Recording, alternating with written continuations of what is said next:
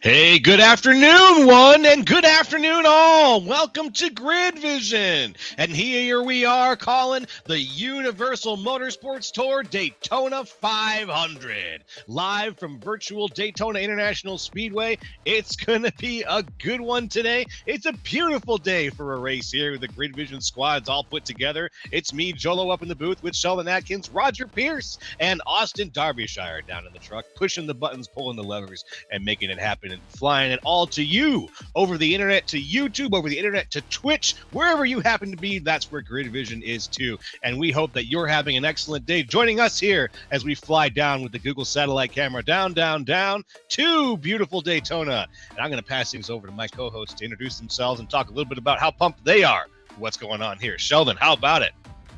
Always excited to cover the 2.5 mile behemoth that is Daytona Super Speedway. Opened in 1959, fastest track. It was literally just made out of the spirit of competition with Indianapolis. Indianapolis, at the time was the biggest track, the fastest track on the country. And old Bill France himself decided, you know what, hold my beer. And here we are all these years later, and this is a track where dreams have come true and stories have been created, and a lot of crazy stuff has happened throughout the year. What do you feel about this place, Roger? Man, this is one of my favorite tracks. I love this place. Love this style of racing. It's super fun. Like you said, 2.5 miles of bumper to bumper, door to door racing. Just 5 miles away, though, you have the iconic sand track of Daytona. It's not far from here. It's just a drive. This place is just magical. Once you drive through the tunnel coming out of turn 4, it just opens up. And here we go with the keys to the race. So how about you guys break it down for me? I think, Roger, you're doing the keys to the race this time around? I think I am. All right, let's get into the keys of the race, folks. First key will be manage your temps, right? So in these cars, when you're pushing, you have your oil temp, your water temp, and you don't want to get them too hot. You're going to have a blinking red and yellow light on that dash. And if it gets around 170, 180, it's going to start blinking. You're going to have to manage your temps. So what that means for these guys is know who you're pushing, know who your pusher is, and give them air. Second key is find a dancing partner. This is a long race, 200 laps, around 40 laps per fuel stint. You're going to have to find somebody. You have to pit together. You have to be strategizing together. It's going to matter on your partner. And the last key, don't die. Right? Just don't die. 200 laps. Be smart. Be clean. Roger, you said manage your temp, but in metric? Yeah, the metric one got me. I wasn't prepared to see that on the screen. What the hell is a kilometer? I don't know. I just know that V8 at Le Mans, it was. I have a soundboard button for that, but I don't know if I can pull it out on this screen. It's amazing, though. Just trust me. Well, we'll have to see. We'll have to see if we're using metric or imperial today. I think we're going to be using the old-fashioned ones. As we see the warm-up here, the drivers are out after the driver meeting here, getting ready to go. And we've got 3 stages of racing. They're already kind of pushing offset, right? You kind of just want to stay on that left side. Don't push on the right, stay on the left. You push on the right, you create a side draft, and it just implements really big issues. Oh, here we go with the picks now. Let's go ahead and break down who we think is going to win it all here in the Universal Motorsports Tour Daytona 500. I've got to admit, I'm a little unsure exactly with some of these names. I recognize a few, and I think that's where I'm going to lean when it comes to my picks here. But we've also got the results of the qualifying. And that might be something to throw in, because my initial pick is I'm going to lock him in here. Who's got a lock in right now? Sheldon, why don't you go ahead and start things off? Well, hang on. I'm still locking things in, buddy. Okay. Well, I'll start out. Last night, we saw him run well in the truck. And, here we are next day. Fundamentally the same place here at Daytona. I'm going to go with the 8 machinist Sean Garrett. For legal reasons, not Dale Earnhardt Jr. How about you, Roger? Who you got? Got Noah Rainwater. We broadcasted this 24-hour beers race a few months ago, and he was really good. He was really good in a lot of different cars. I didn't see him in the Gen 7 next gens, but I just have a good feeling about him. Rainwater, definitely a good pick. Who you got, Joe? All right, at the top of the board, I'm going to go with Sean Giroux. Honestly, he was the name I picked before I even looked at the results of qualifying, and he is the pole position today. So maybe that'll line up for him, and he'll be able to take off at the top and finish it at the beginning, too. Roger, you're going to like my one to watch here because I think we kind of, maybe we could play a game of tic-tac-toe here. Yeah, let's see. I got a feel for it. So, like, my one to watch is just Joseph Mealy. I've raced with him in a couple of league races. I know how fast he is, and I know his racing IQ, and it's going to be something to watch here. I think he's going to work his way through the field, and you're going to have eyes on. All right, I picked Matt Hoyland because I know I've seen Matt Hoyland race before, and I know that he can often work his way up the field as well. He's got that sort of same quality to him down in the truck. It's Chase Leahy, excuse me. And now let's see who else we've got up here. I picked Joseph Mealy as the underdog because he and I spell our names the same. So we went with that. That was my goal there, and it looks like we are going to have to hop back to our picks maybe a little bit later here. Let's get the grid going. First things first, Sean Giroux, top of the grid. Ryan Chapman in second. Matt Hoyland in third. George Jewell in fourth. Chase Leahy in fifth, with Matt Garrett in sixth. Brandon Schumann in seventh, with Bo Condon in eighth. Noah Rainwater in ninth, and Josh Wren in 10th. Hang on. Gotta get that grid right on the screen. And here we are. It's starting 11th place. It's going to be the 8 machine, Sean Garrett, with Michael Zuver in 12th. 13th place is going to be the 770 machine of Anthony Harden, with Nicholas Caldwell in 14th. 15th place, the 63 machine of Jeremy Clapper, with Todd Parent in 16th. 17th going to be Tristan Pina with Mark Holloway in 18th. And Taylor Valtz and Victor Etheridge running at the top 20. Yeah, and 21st is going to be Damian Neeson with Walter Walton in 22nd. 23rd will be Joseph Mealy.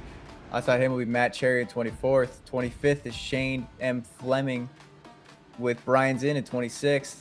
Chris Zuki in 27th. Beside him will be Bobby Rout in 28th. And rounding out that row is going to be Colton Tuff and Joshua Corner. All right.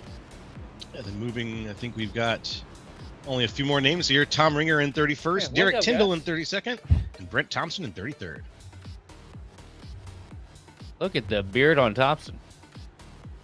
Yeah. That's awesome. That's my goals right there. That's going to be me in about 10 years. I wish I could Very grow that. impressive. You still got that little soul patch going, don't you, Roger? Oh, I only grow the white little trash chin stash, strap. man. Yeah, there we go. It's only the white trash stash, yep. Hey, it's working for Blaney. It's made him fast. You ought to grow that thing out. I don't. Listen, Blaney's Blaney. Blaney can pull off whatever facial hair he wants to. He is a fellow Ohio boy. You know, he does no wrong. And that stash, that Blaney stash has gone past. Like, there's nothing trashy about that. That is a full that's on elegant right there. Sheriff Bullock, like The flavor saver, as he calls it. Yeah. I mean, that's what it is. I don't. Oh, it is absolutely. I have the same problem with mine. Even I got a The full beard flavor around it saver. because I don't have the confidence to shave the entire thing off. But I did it once on a dare back in like 2019. I got caught everything from Dale to Freddie Mercury. So I was like, yeah, this is. I don't know if this is the vibe we're looking for right now. Well, the leather jacket you wore today kind of proves the point. On which front though? Because that's a real. I think that still goes both, doesn't it?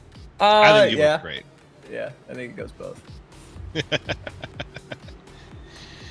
And right now, out of the front of the pack, Sean Giroux and Ryan Chapman looking pretty great, as a matter of fact here.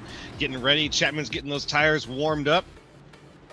Hey, Folks, we're really excited to have you here. Go ahead and throw your picks down into the chat. Whether you're on Twitch, whether you're on YouTube, we want to hear from you. We can see them flying past here on the screen, and we'll go ahead and stay up to date with who you think is going to take it all here at the Daytona 500.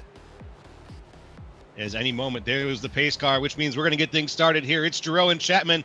Let's get ready to go here looking for the green flag. And there it is. We are go on Grid Vision. Sean Giroux getting a good launch here on the bottom lane, pulling the 44 machine, Hoyland along with him, but the outside line starting to surge early. Here comes Ryan Chapman putting his nose up to the front and back down to the bottom of the track for the EPI-powered Toyota Camry.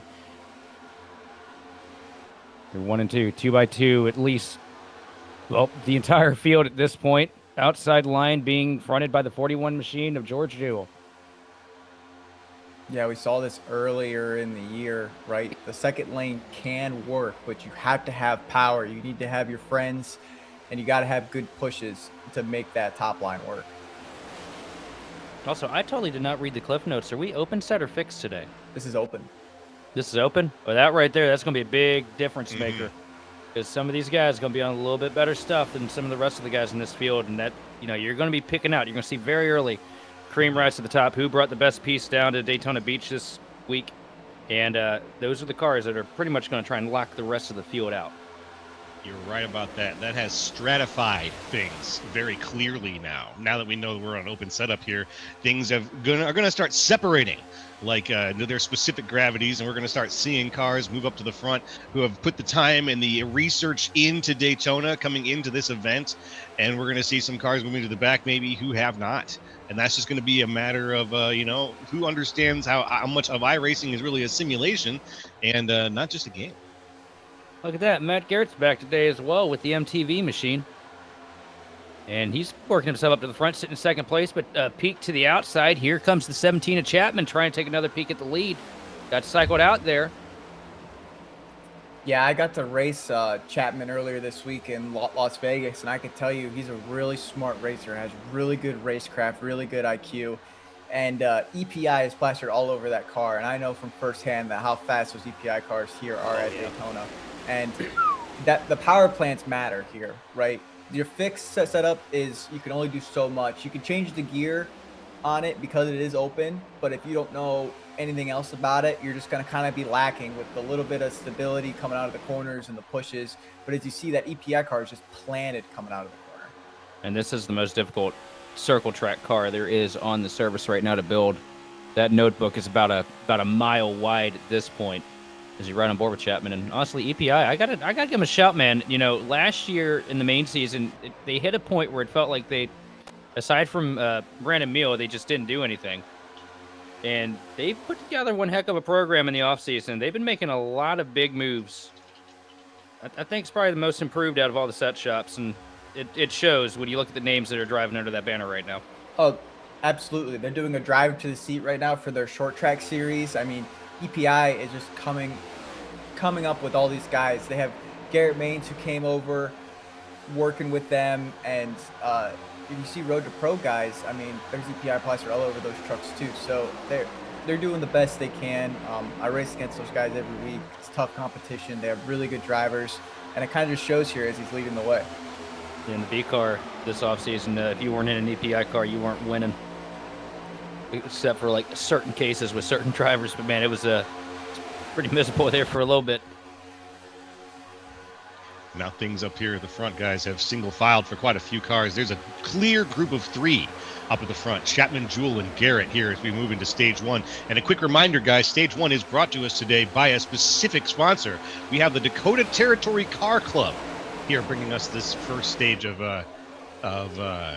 this Daytona 500. Remember, they are a group of guys that get together, and they have photo meets, swaps, just about everything that you can want in the Dakota Territory area for classic cars and more. So the Dakota Territory Car Club is our sponsor for stage one.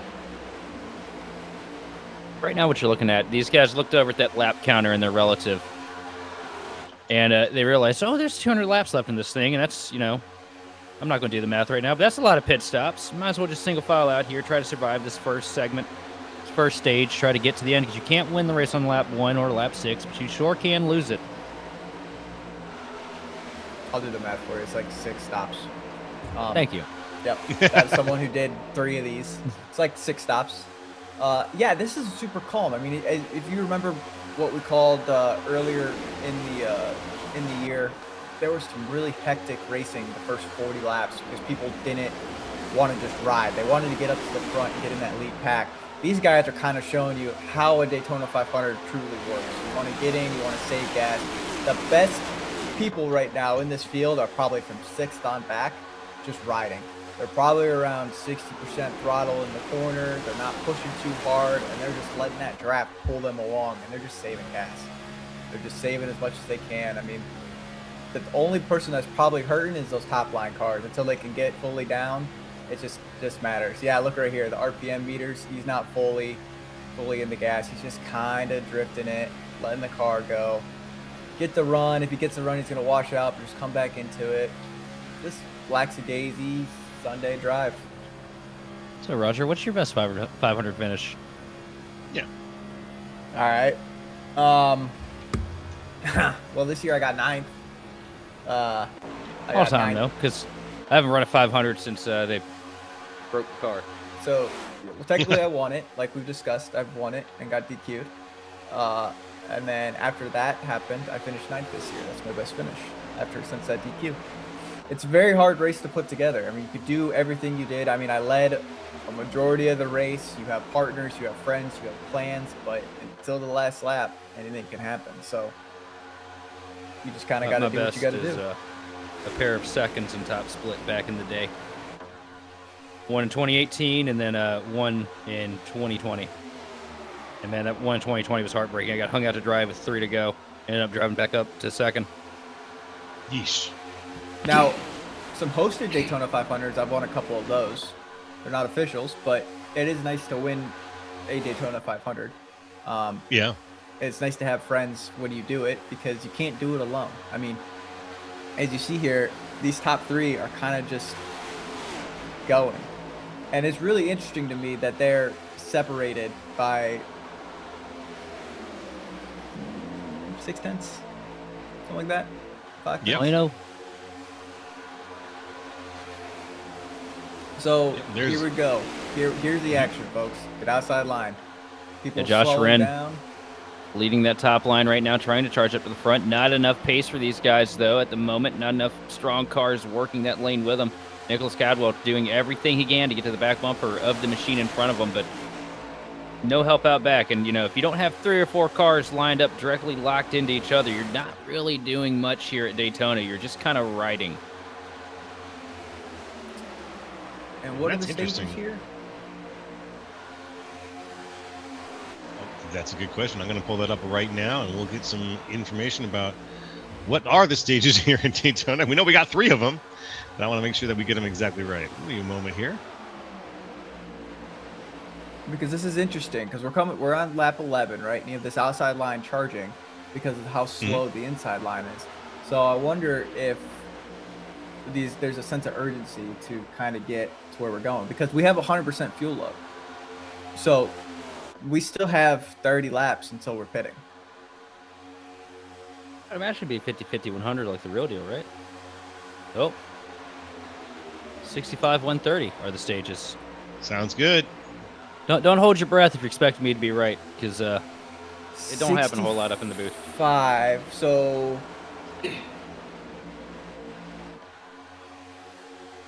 I'm gonna guess they're gonna split the first stage. I'm gonna do some math here, which is my strong suit. But racing math is a little different. I'm gonna guess they're gonna split the first stage.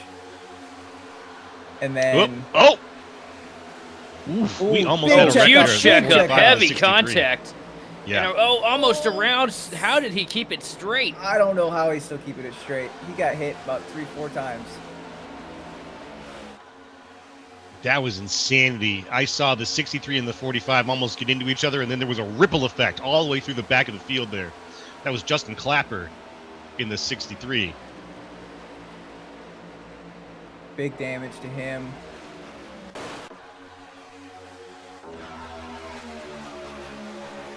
Let's watch this. Watch the action here.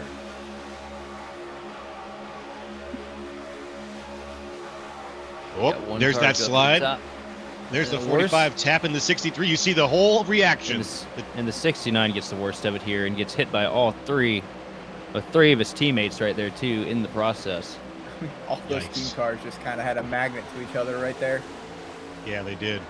Yeah, they did, and that unfortunately is gonna even further separate things in the back half of this field here, folks. Thanks for joining us again for the Universal Motorsports Tour Daytona 500. As you can see, we've had some pretty good racing so far, up to lap 13, but these are long laps, folks, and that strategy is going to start playing. And you were saying, though, Roger, let's step back to what you were saying a little bit before that dust up. You think they're going to split stage 1 in terms of fuel?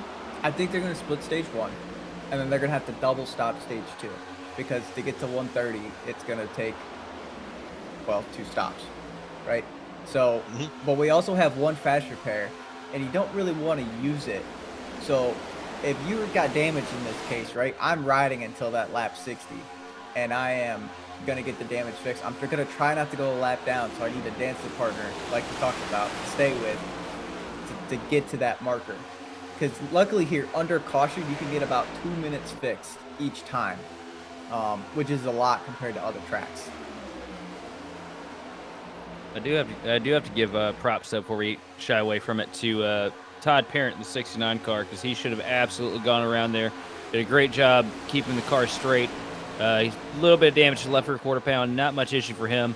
Unfortunately for him, though, it's a worse fate than getting wrecked. I feel Todd Parent now sitting pretty much a straightaway behind the rest of the field. He's got help from behind with the 6 car, Victor Etheridge, his Rat Fink teammate.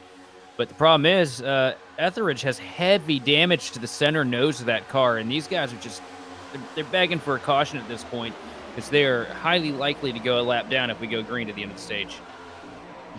What a terrible place to be, unfortunately. Yeah, the two of them just trapped back there.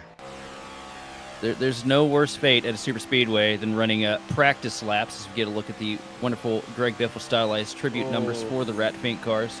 But look at that damage to the nose. When the Chevrolet starts to look like a pug, you know you're in trouble. He looks like Fabio after a roller coaster ride. That's a reference for somebody. It looks like just about any. Looks like just about any Nissan Altima that you see on the highway right now with the damage in the center.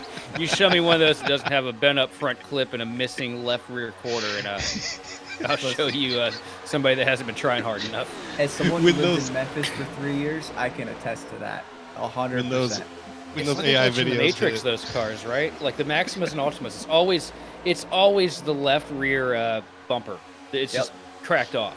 I don't know why. Like, do they just sell them from the factory that way? I don't know. There's no way that everybody that owns one of those cars tears it up. If you own one and you feel victimized right now, please send us photos of your rear bumper, and we'll know. And we'll know. So here's the thing: the 25 of Condon just caught these 3, right? Ooh. Oh yeah. And if they're just gonna split the stage, like I'm thinking, because normally you don't want to lead the entire time. You kind of want to trade off. So Chapman has been leading this entire time, just cutting through the air, but he's burning more fuel than the rest of the field because he's the lead car. So if they're going to split, he's actually not in a bad spot because, like I said, if you're going to run the full fuel run, you don't want to lead the entire time. So I'm very sure that these guys are going to split the stage because they don't look like they're trying to swap positions or anything like that. It's going to be interesting. I mean, we still have a handful of laps to go for pit stops, but strategy's already coming into play. Also, is that Austin Edstrom on the rear of Matt Garrett's Chevrolet? Some picture of Is it Spaceman? It's Spaceman. It's the MTV. Austin Edstrom got a job modeling for MTV. I did not know this. That's awesome. The Spaceman. I did. How'd you forget about the Spaceman? Oh, come on, man. Did you watch MTV? No, you were probably watching CMT. I know you. No, it was CMT. CMT for me. It was a CMT top 40 countdown for him. Saturday mornings, absolutely. Yep. You see, I'd go straight from that to VH1 80s hair metal classics. I'm a man of real culture. I'm not going to talk about my musical tastes on this channel. I would just get shunned out the door. No, do it. We won't shun you. No, I would jump. I listened to absolute insane music when I was little. I jumped between ICP, Daft Punk, and like Bach. So it was It was all over the place. The Bach is the one Okay, that so makes you went from Juggalo to classical to that's just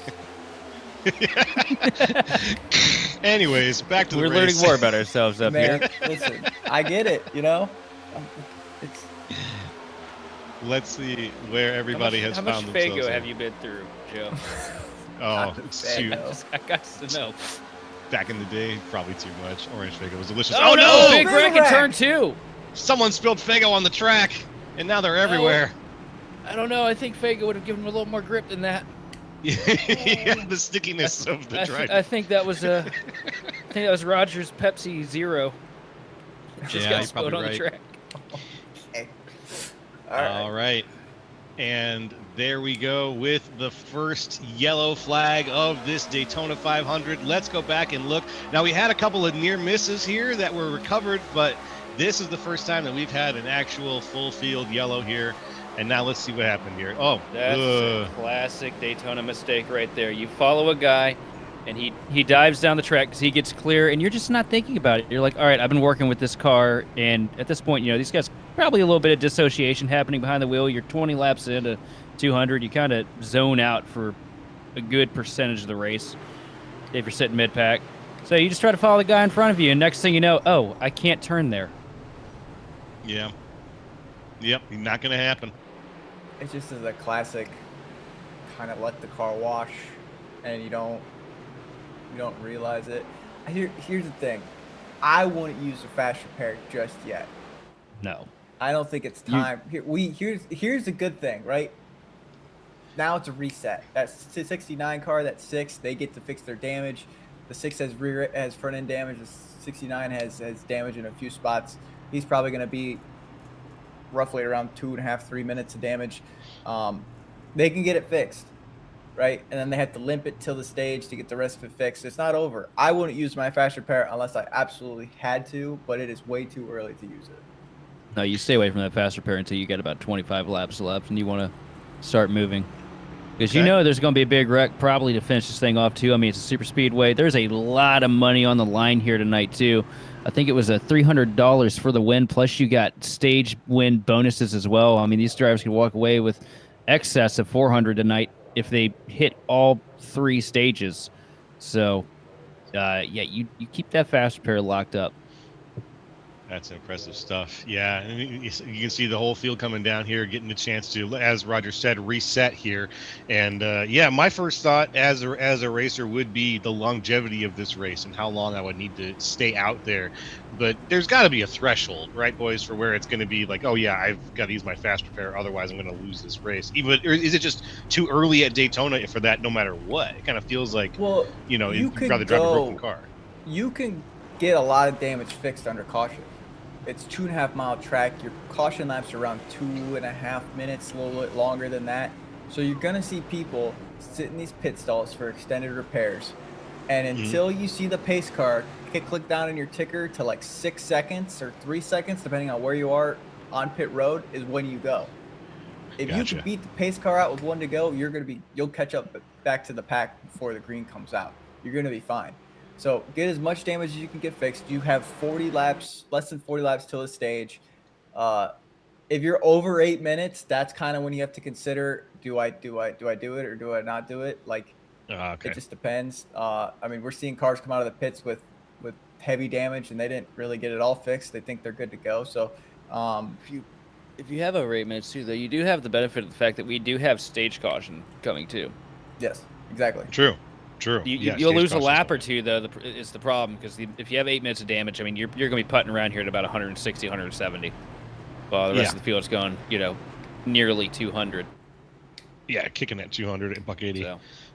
And as a professional wheel damage person this year so far, you will blow a tire. Wheel damage. You'll blow a tire. Wheel damage can range from 10 seconds all the way up to 4 minutes. I blew a right front at Dega from wheel damage earlier this year. Yeah, and sometimes you're like, oh, wheel damage, it's fine. You can still steer. 20 laps later, you get a tire warning in your ear. You're driving, if you feel like you're driving fine, but you're not. You don't realize how kicked out that tire is, what the camber is. Man, that's scary. Yeah, that's scary stuff. Just not being able to see and to feel that difference very easily in this kind of simulator situation. I bet in There's real life even it'd be just as difficult. there's also no more. There's not a more helpless feeling on the sim than being 3 wide in the middle of a pack at Daytona, and then all of a sudden you go into a corner and you hear the sound of the right front splitter dragging, and you just know that thing's going to go right up to the wall, and whoever's on your outside is probably about to take you off the Christmas list. Oh yeah. And let's talk real quick though about who won the races off pit road. Noah Rainwater. As you were watching the broadcast there, you saw he got a hell of a jump off pit road, and now he's sitting next door to Chapman. Rainwater's one to keep your eye on here. Always scrappy when you come to these super speedways. Really, just about anywhere. Rainwater, I feel like, hits well above his weight class in a lot of these events. Always competitive, always up at the front, winning and putting together good finishes. But look, who's still leading this thing though? Chapman and that EPI machine. I mean, I can't be sad about how fast they've been this year, and it looks like he's keeping that legacy alive here tonight, this afternoon at Daytona.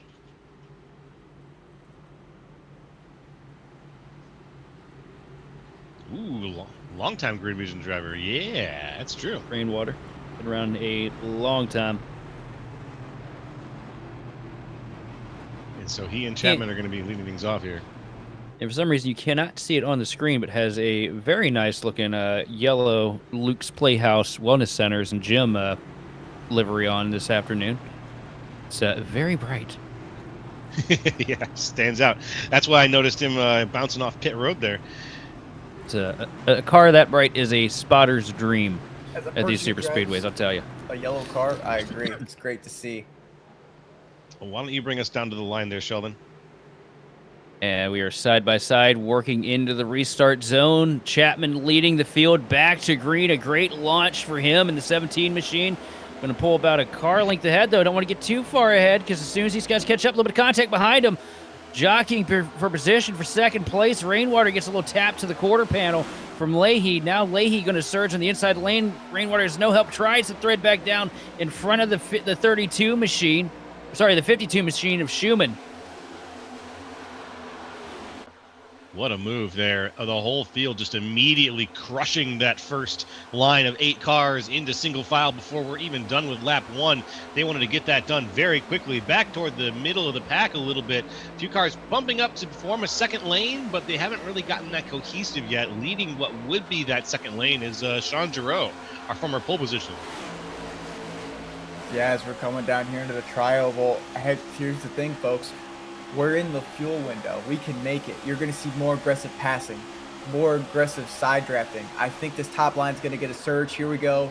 Throw in the outside. It's coming. We may be in the fuel window, but if you listen to these cars on the bottom line and the drivers complaining over the radio right now, there's a lot of checkups happening, starting immediately with the second car in line. Everybody down here on the bottom still trying to save a little bit of fuel, probably trying to shorten that pit stop.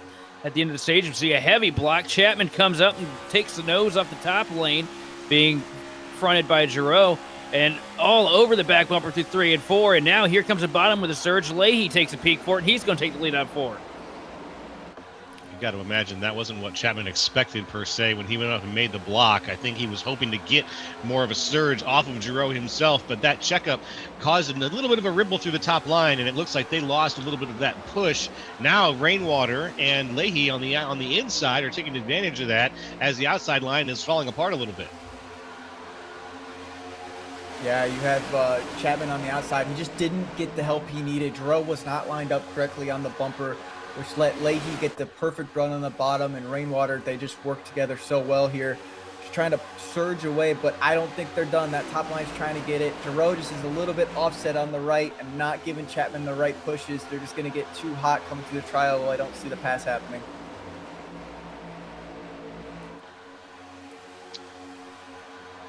Looking up here at the front, I'm wondering if it's going to be any more blocks up here, or if we're going to see, I think Rainwater is thinking about moving to the top line. Maybe, not quite. It's very possible that he's going to stay tucked in behind Leahy here, which is a pretty good place to be right now. This 1, 2, 3 of Leahy, Rainwater, and Schumann want to find themselves in a similar place to where the previous 3 found themselves.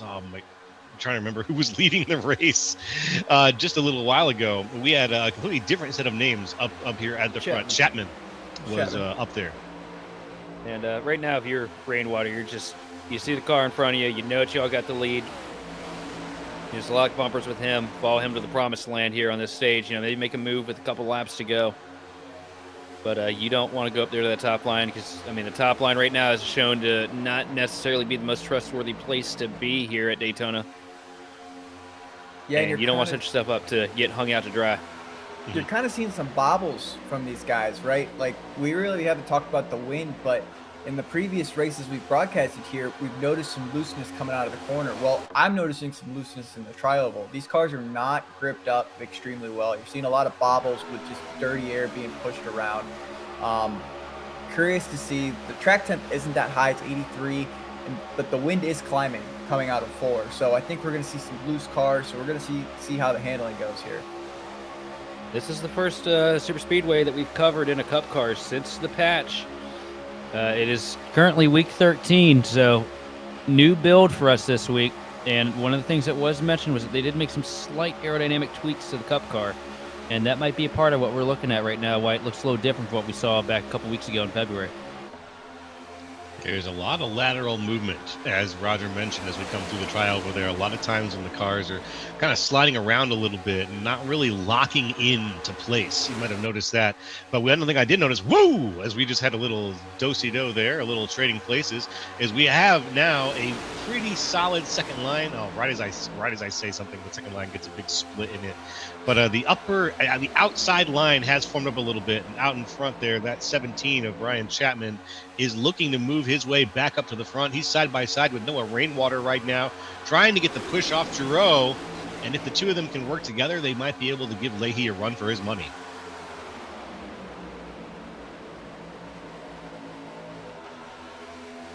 Yeah, I think they need to be a little bit more aggressive with the side drafting, right? Yeah. Rose coming over the mic saying he's getting a little warm. I don't think Chapman's doing a great job at trying to give Giroux air.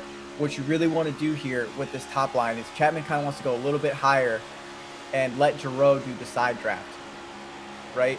So this right here, how they broke up out of the corner, it's just kind of, it's how you work. It's a rhythm, it's a dance, right? Find your dancing partner. There's smoothness to it. If you do it enough, it's kind of secondhand nature. In the tri-oval, right? You don't want to lock bumpers because of how bumpy the tri-oval is, and with the wind, how loose it is. So you kind of have to give yourself partial spacing. I just don't think the tandem right now is really working. They have to figure out how that air is working for them, and I just don't see it. You know, one thing I think we need to look at too. We haven't talked about it yet this broadcast, or at least covered on it. But Mr. Weatherman, what is your forecast? Oh, that's a good question. Oh, we did? Oh, my brain went numb. All right, that's what happens when you're distracted. But yeah, 83-degree track temp, 73 air temp, and a 7-mile-per-hour wind. So not as bad as what we saw at Vegas last night. But yeah, there we go. I'm gonna go back and take a nap. I'll see y'all later. Yeah, it's all right, buddy. It's okay. I also blanked out and didn't remember talking about the temperature at all. Yep. All right, good. I'm not alone. Is Darby just... Okay, we're just not listening to Roger today, is what's happening. It's all good. I got it. Nope. I'm sorry. What? Exactly. Somebody hear that? That's with the wind. Exactly. 7 Oh, mile hours. there's a jet coming. Oh, there is.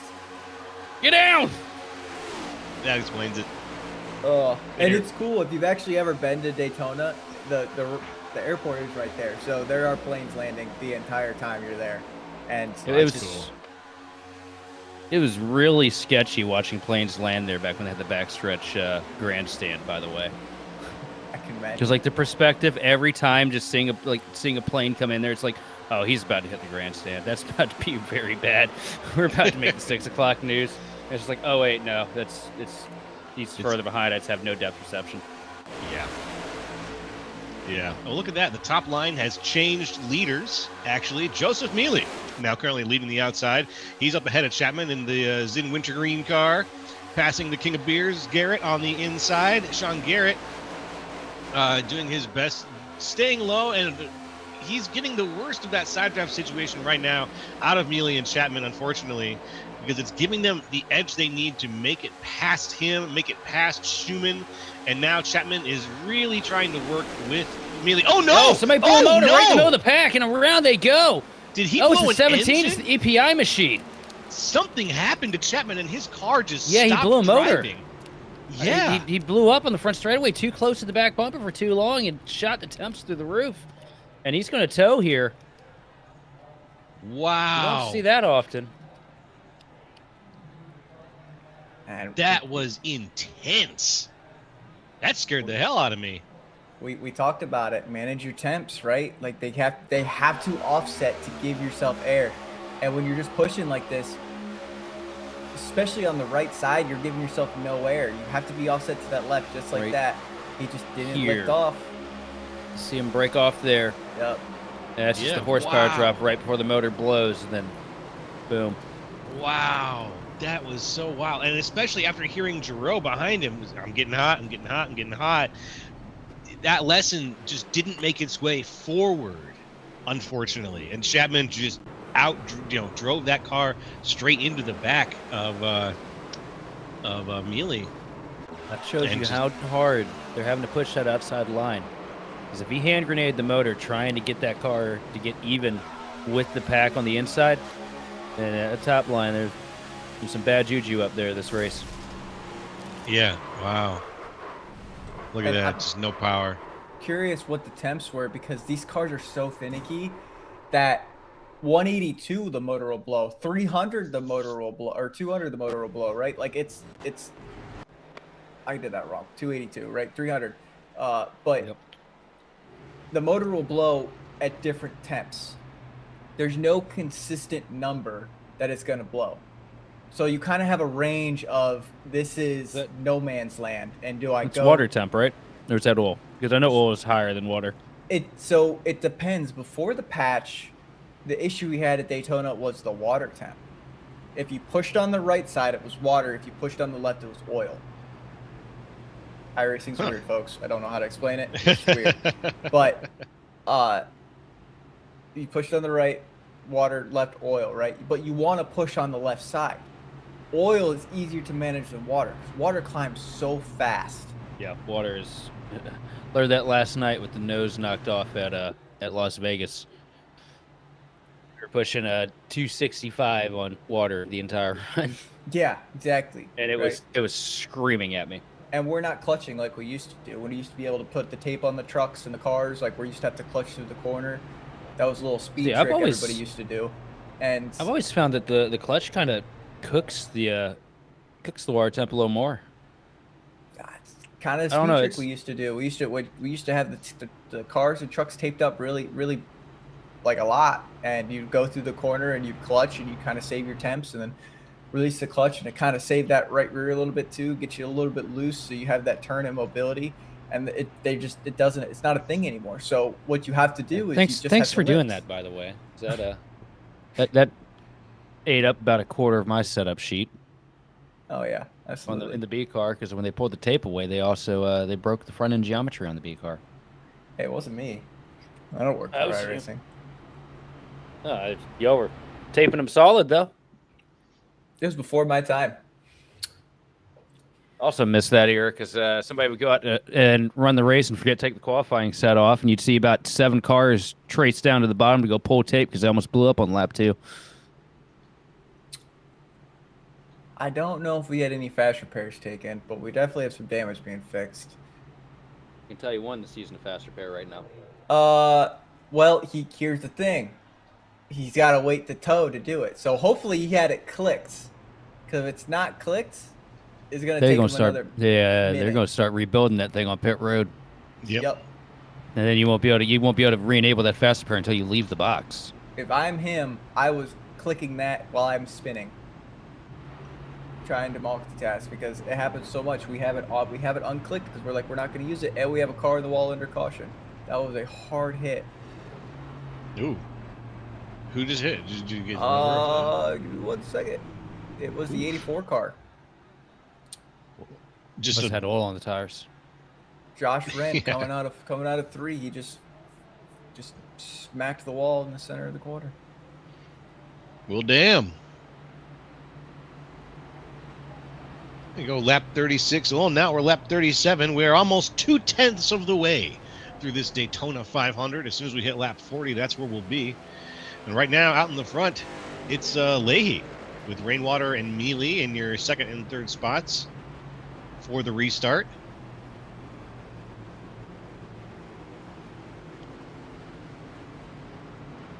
The lead has been changing every start here. We've had a little bit of a new pack up there at the front. And look at this. No, Rainwater gets a new paint scheme in the middle of the race. Come on. Gotta love it.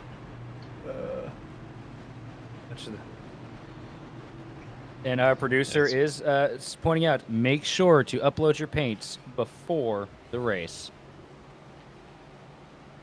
Or before the session starts. Nobody can get more petty than Austin Derbyshire when it comes to paint schemes. I can promise you. Roger that. That's true. Been a million times I've been on the track and it's like, hey, that thing on the quarter panel, take it off. In the middle of the race? No, take it off. Yep, the lights are back on in the pace car. We're not going green quite yet. Still need to form up a lot of cars here. We're still pretty spread out. Look at that. Dale's here, too. Oh, yeah, look at that. Who is that up there driving that car? And you know they crapped their pants when they saw that thing on the beaches at Normandy. I saw that. I saw that. It's That was good. such a great meme. That was good. my cover photo for like a good 6 months because I thought that was awesome. Honestly, yeah. I'm sure you could get a print of that. That'd be a great one to have at the office, Darby. Yeah, you could upscale it.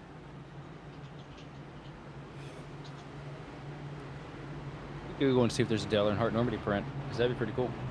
I'd have that up in my office. I want it as a t-shirt.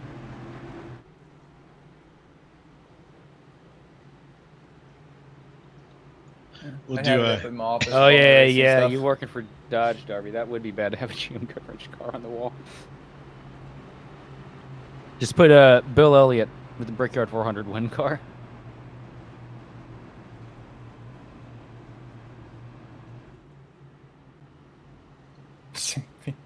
Yeah. Well, we Oh, got now it sounds.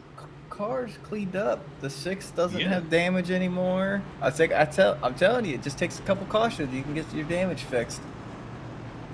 That's true. Because you start. You can. I didn't know that you could fix damage incrementally like that. I probably should have assumed so, but.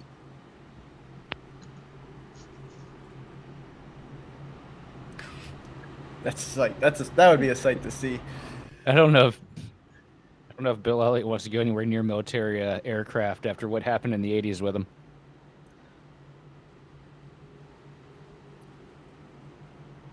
I was wondering, F-16, he was in a one of those two-seaters, and the plane crashed. Oh no. Yeah. But he was okay. He raced the next week too. I mean, it's Bill Elliott. You can't you can't hurt the Elliots. Knock on wood. Watch something happen to Chase, and I just called that out, and everybody starts to hate me now. Well, No, I mean, it's okay. Only you the do this best. to here. yourself. Chase is all right. Chase is gonna get Dude, wrecked it's- in turn 1 today, and you're gonna get a bunch of messages. Dude is tough as nails. He'll be fine. He'll walk it off. Let's hope so. As Pace the pace car. car. Oh, go ahead, Sean. Oh no! No, after you, sir. But no, the pace car taking the dive down pit road, field in the hands of Rainwater and Leahy, and a great launch here for Leahy in the 34 machine. Going to get clear of the field. He's going to come up and try and pick up Rainwater. No, staying down to the bottom lane, pulling the Zen Pouches machine of Muley. Whew, very, very close now. Shane Fleming. Oh, almost that was close. side by side there. The 3 coming down, almost hitting Shane Fleming, almost running into Justin Clapper briefly there. And then now Pena making the pass. Yeah, Rainwater's made that cut down twice now on restarts, and it's getting closer and closer every time. I feel like he's just getting that clear call and coming down. And it's 50-50 if the guy behind you is going to lift. Was both times in front of the 52 machine of Schumann? I believe so. Is there a little bit of team play going here? These two working together, a little co-opetition? I don't Is believe DW made so. famous? I don't believe so, because the 52 is kind of... I think he's he bet- expecting it now, but the way he's hitting him is of one of those, oh, you did come down. Oh, well, I see a finger sticking out of the 52 machine's window, so I guess he wasn't happy with the maneuver. Yeah, I wish we had a button for that. That'd be so cool. Come on, iRacing, make it happen. I agree. There's a few times that button would come into play. I'd be like Bubba. I'd be spamming that button every time I pass somebody. Oh, don't wash up. That kind of just shows right there. Back in fifth, sixth place. That bronze car is kind of washing up out of the corner, and he's just Pena. Yeah, I couldn't get the number there. 50 of Pena. Clapper behind him. He's just. It's like, if you keep lifting, I'm just gonna go under you. You know, it could be a handling thing, but it also could very well just be. I mean, how many times have we been at Daytona and, you just start wiggling for a lap or two because you're playing with your black boxes or messing with the crew chief app or, in Justin Levine's case, sending TikToks to friends. Or for me, it's always Spotify. Stretch. Yep, hitting the Grid Vision chat. And if you're watching, go ahead and just send us a little text there in the chat. Thank you for viewing today's Daytona 500. It's always great to have such a good viewer base for these events. Yeah, and we're all happy to be here. You see here in the trioval, he's kind of got that offset, that wheel offset to a negative number. We talked about positive last night in the truck race we covered. This is negative. It's offset to the right. And I don't know why. Oh, yeah. But I don't know why. But he's got kind of a loose wheel in it. And you see him kind of play with it through the corner. And it's I don't think that car is very stable. So when you get a car directly behind him, that's kind of where he gets that loose feeling. So keep an eye on that 50. I don't think that car is handling as well as he wants to be. Outside line starting to surge again, led by the 11 machine. That feels about right here at Daytona. That's right. That's right. And the 11 machine back there is Nicholas Caldwell, and right behind him, just briefly, the Josh. For now, Brand. it's Denny. So we got the 63 machine coming up here, trying to take the charge from the outside line to pick up a couple of spots here. 63 machine being piloted by Clapper. And he's up to the back bumper now. Pena pushing Pena up here to the front. The outside lane looking stronger than it has really all afternoon. 43 laps down, starting to close in on that stage here in a handful of laps. Now, Clapper can't drive like that for a long time, though. That's exactly what caused the kill earlier. And that's not what we want to see. Been taught working with an excellent plate racer here on iRacing is on the straightaways you push. In the corners, you back off. Lead car has to pull the side draft, and second place car has to try and get those temps into balance. Right now, staying down like that. You see he's going to duck down to the bottom. Oh, and down under the line, but saves it.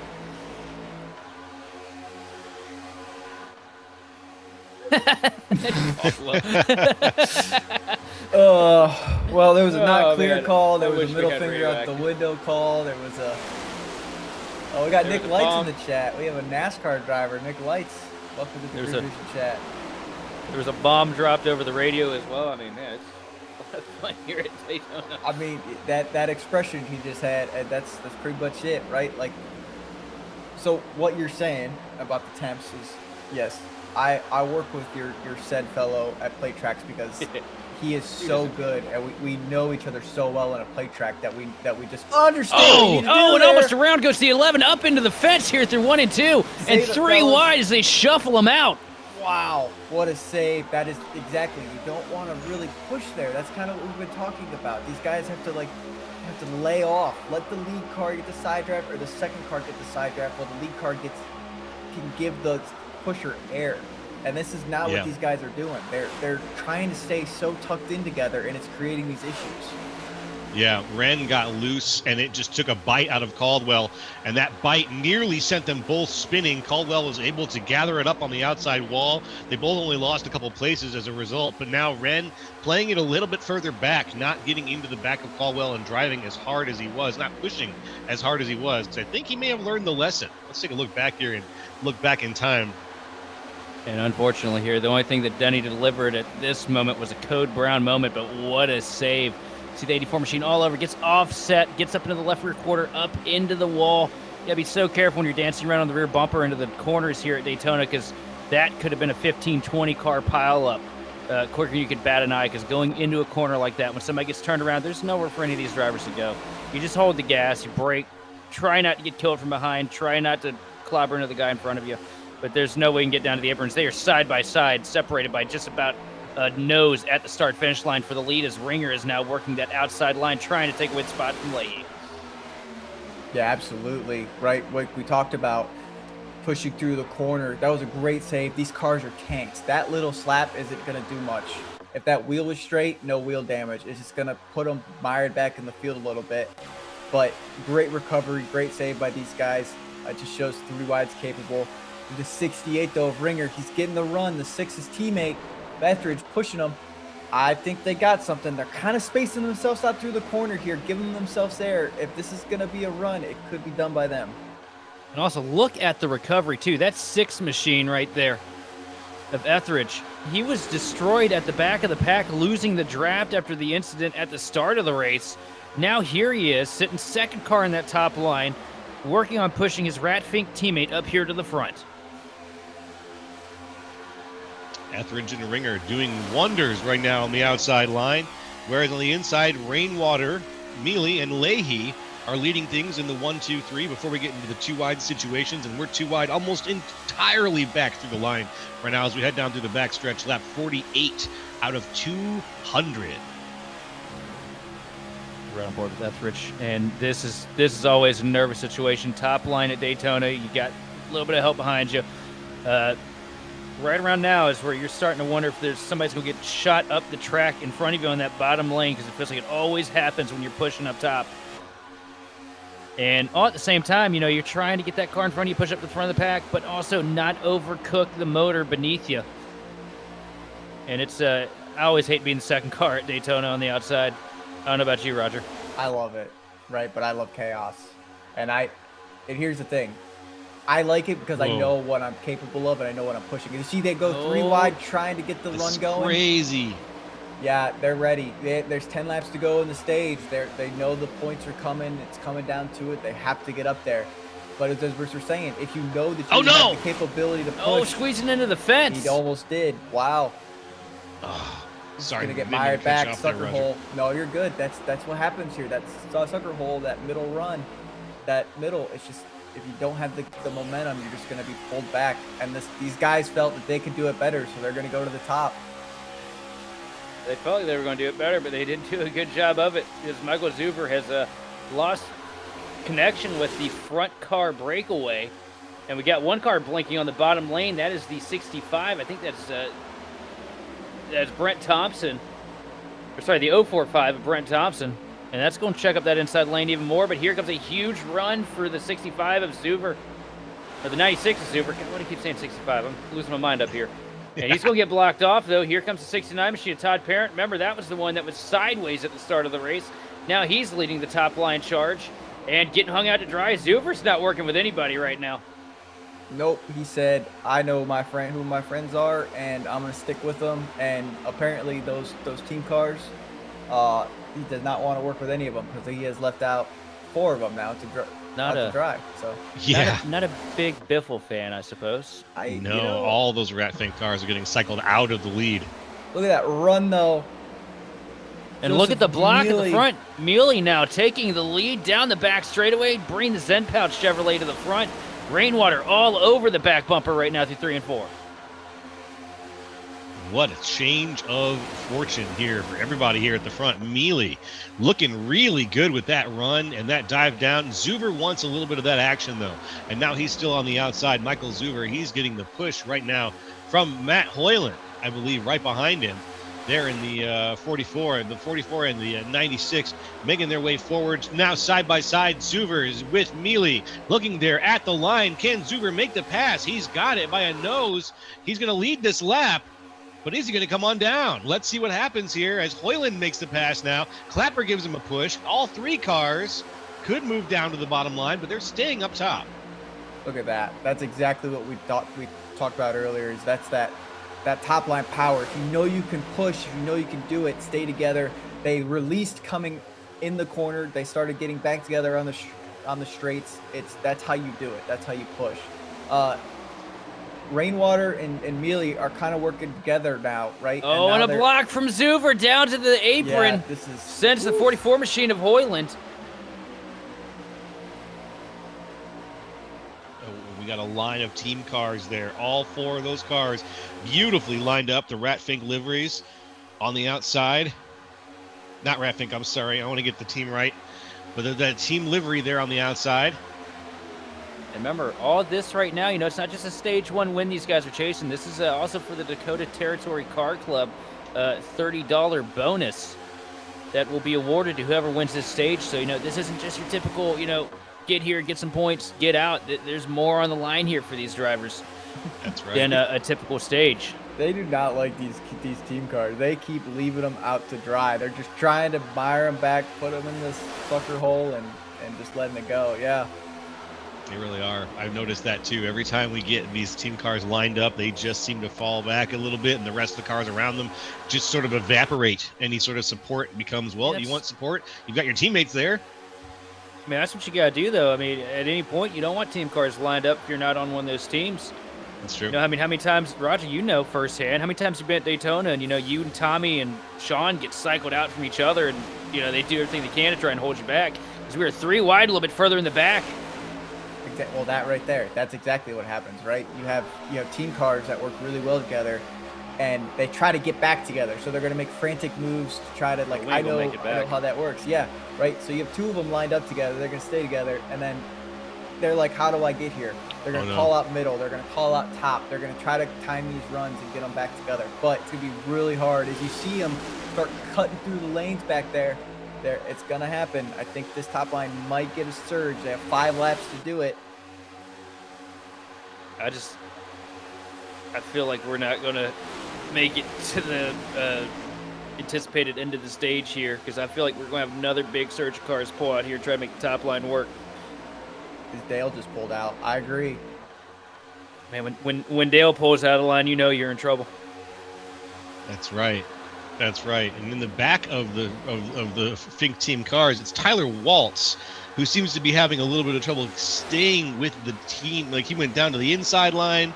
He's been going 3 wide a couple of times here. I'm wondering if Waltz is just having a little bit of trouble with the car or something on the track today. Is it's out of the 4 cars that are lined up. I've been trying to watch and see where maybe it's not the weakest link, but right now, who's making it hardest for that team to stay cohesive? And it looks like Waltz is fighting his vehicle as he now goes 3 wide again. Yeah, I mean, here's the thing, right? You want a fast plate track car. So you start messing with camber, you start messing with ride height, start messing with spoilers, everything. The gearing, diff. I mean, there's so many things you can mess with these cars, and you lose stability, but you gain speed. Mm-hmm. What we don't talk about enough is tire wear. Tire wear can matter on these tracks. If the wind is too high, if the track is hot enough, that right rear will heat up. That left front will heat up.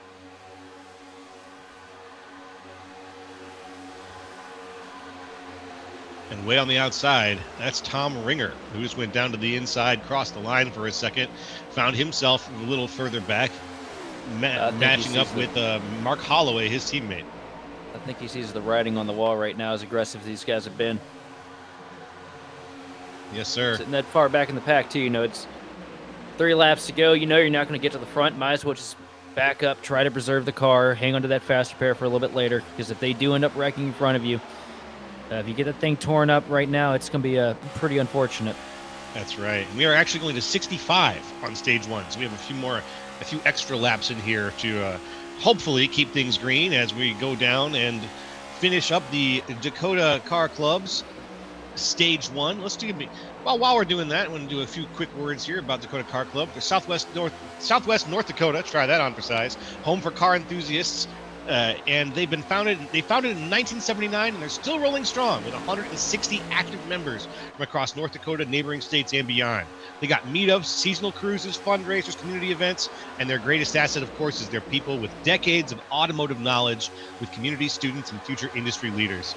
They're a 501c3, and that car club, they're dedicated to education and preservation of antique automobiles of all makes and models. So become a member today at DakotaTerritoryCarClub.com.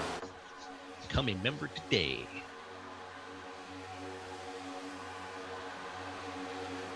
Well, 65. I don't know if we're good on fuel. You don't think so? You think we're going to have a few people run out on the way there?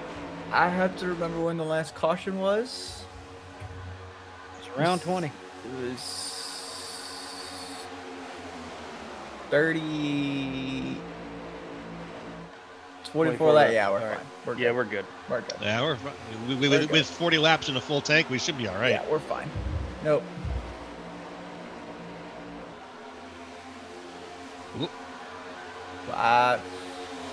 Inside lane has it right now, though. Zuber really fast here with his teammates in tow. I think it's going to be a hard combo to break up here. Oh, a little bit of a block down to the bottom, back up to the top, further in the back. That was a dicey moment. I could have swore I saw a car about to get hooked on that one. That was Pena. That's that ill-will handling car we talked about earlier. Here's the thing I like about the front, though, is the pusher pushing the pusher. And a lot of the times we don't want that. But if you trust your teammates, that's how you create speed. That's how you create separation. And if you can manage your temps like they're doing, separating out of the corner, it's going to work for them. And it's going to be a really hard combo to beat. Also, it doesn't look like we were the only ones confused by stage as well. Benya just came over the radio asking if that was stage and being told that it was 65. Which means these guys are like, oh, we have 5 more laps to make moves. Oh, here we go. Yep, here. Yeah, let's make those moves now. Let's open it up and let's make things exciting here as we get down to the end of the stage. Lap 61, going to cross the line here and start lap 62. Zuber is at the front with Matt Hoyland and Bo Condon right behind. Yeah, and if I'm that 11 car pushing the 5, I just want to be right there. But I need that car behind me. That car behind me is the most important key to this whole thing. He has to stay within a foot, 2 feet of that bumper to push that air. And then I'm going to just be that car. The 5 needs to tell me where we're at all times because I'm not going to be able to see. Get that side draft, create that side force, and you're going to just keep moving that momentum. And it's just going to build over time.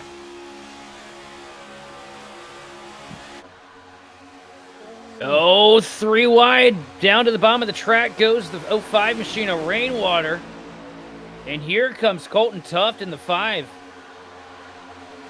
Yeah, it looked like Rainwater wanted to make that move. He was going to go with his teammate, Joseph Mealy. He wanted to see Mealy now thinking about the outside. Do I do it? Do I not? Do I leave my teammate?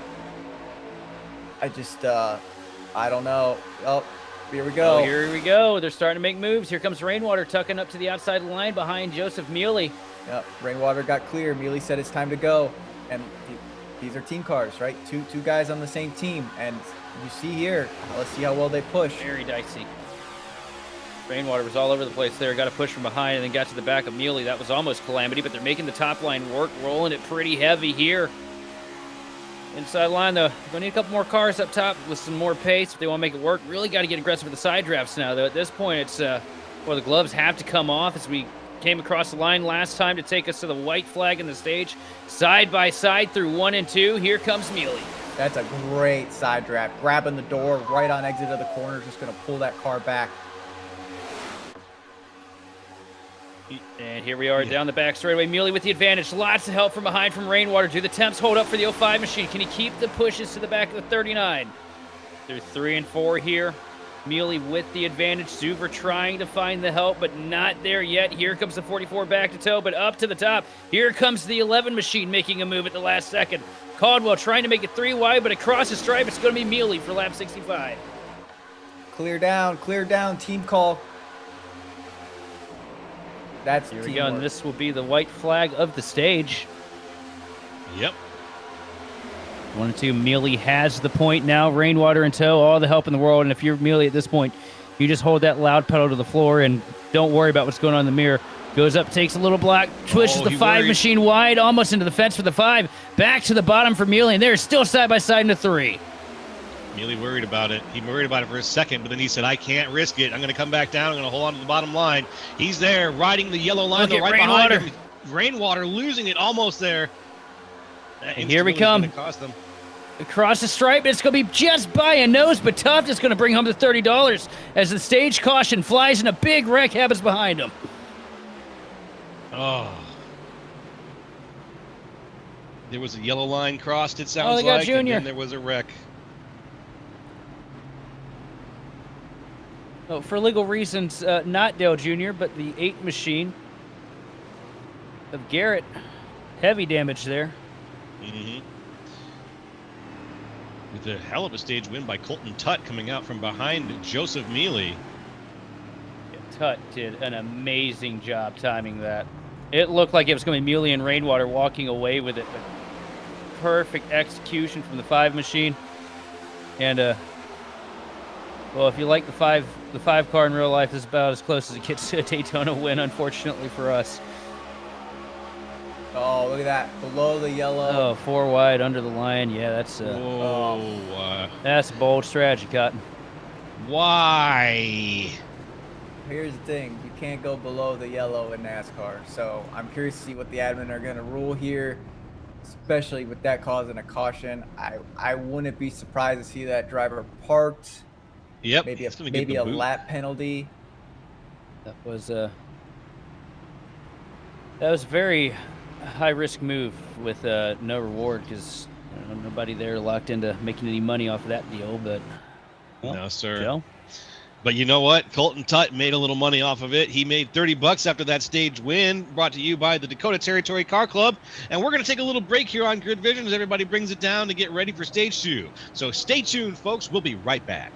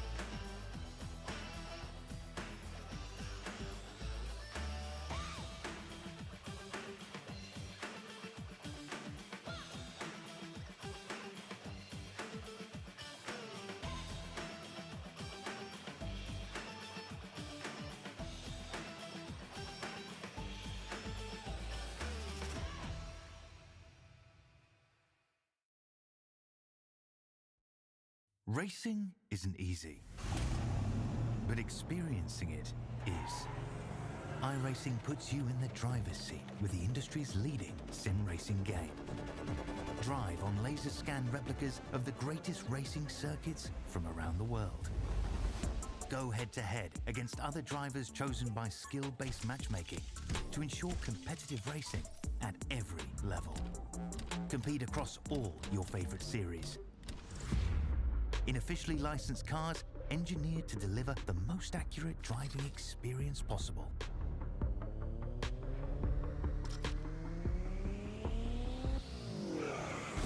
Join a race or host your own with players from across the globe.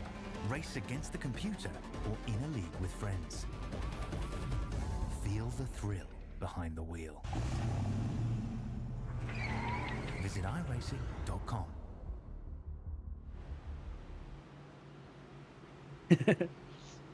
Hello, good afternoon, folks. Welcome back to the Universal Motorsports Store Daytona 500. It's the Grid Vision boys up here in the booth. Jolo, Sheldon Atkins, Roger Pierce, and Austin Derbyshire, and we are bringing you Stage 2, which is now to lap 130. And it's been a hell of a race so far. I think it's been a really good one. I love the dead air as soon as you say that, Joe. Well, I was waiting maybe for one of you guys to chime in. That. You can't script that No, stuff. I was trying to figure out who was going to go next. I was figuring out, like, who's going to speak? You know. This is the quality commentary you get from Grid Vision, everybody. 3 points from way downtown. Oh my goodness gracious. I love you guys. This is great. I love calling a Daytona 500 on a Sunday afternoon with my friends. There goes the pace car. It's Colton Tutt and Joseph Mealy out in front. Tutt won stage 1 by a nose after getting out from behind Mealy there in rainwater. And now here we go again. We are green yet again here on Grid Vision. Yeah, not a great surge by the outside. Mealy, though, with Duro on the inside. Duro kind of had that spacing there, trying to get connected. Rainwater really pushing tough. It's gonna be even. Here comes a huge surge up top. Rainwater locking bumpers here with Tutt, pushing him back to the advantage over Mealy. And look at how well these two cars hook up together.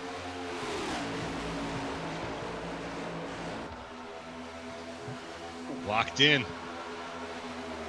Down to the bottom lane for the stage 1 winner, pulling the 05 machine of Rainwater with him.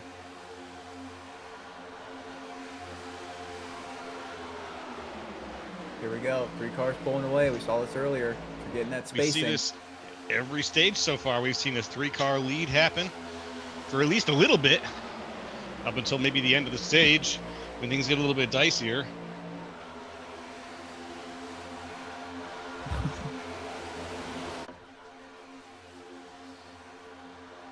Now we want to talk real quick about the sponsor for Stage 2 here, TVR Esports, who is sponsoring Stage 2 of this Daytona 500. We have the Dakota Territory Car Club in Stage 1. TVR Esports is bringing you Stage 2, so be sure to keep a lookout for their projects out and about. TVR Esports. That 11 car is an absolute menace, and I am here for it. I should have picked him. He is fun to watch. He is acting like Denny Hamlin, making his way through the field. That's, you know what, you're right. I didn't think about it until you said it, but with the 11 on the car and the way he's been driving, Caldwell does have a little bit of that Denny Hamlin energy. Don't say that. People are going to start booing him now. Oh, but it's a love-hate boo. Yeah, and it's like here we go. Look at the surge on the top with a lot of help from behind from the 84 machine. Don't get offset. That was almost really bad. Whoa. We got Fast Parrot still wiggling out of turn 4, but Caldwell hanging on to it. Ice water running through those veins. Seriously, no kidding. And Tutt is still moving around, bouncing around there with Rainwater hot on his heels. Here comes Josh Wren all over the back bumper of the 11 machine of Nicholas Caldwell, trying to push him up to the lead. A pair of Toyotas working that outside lane. Now, we've talked about before, that Toyota nose.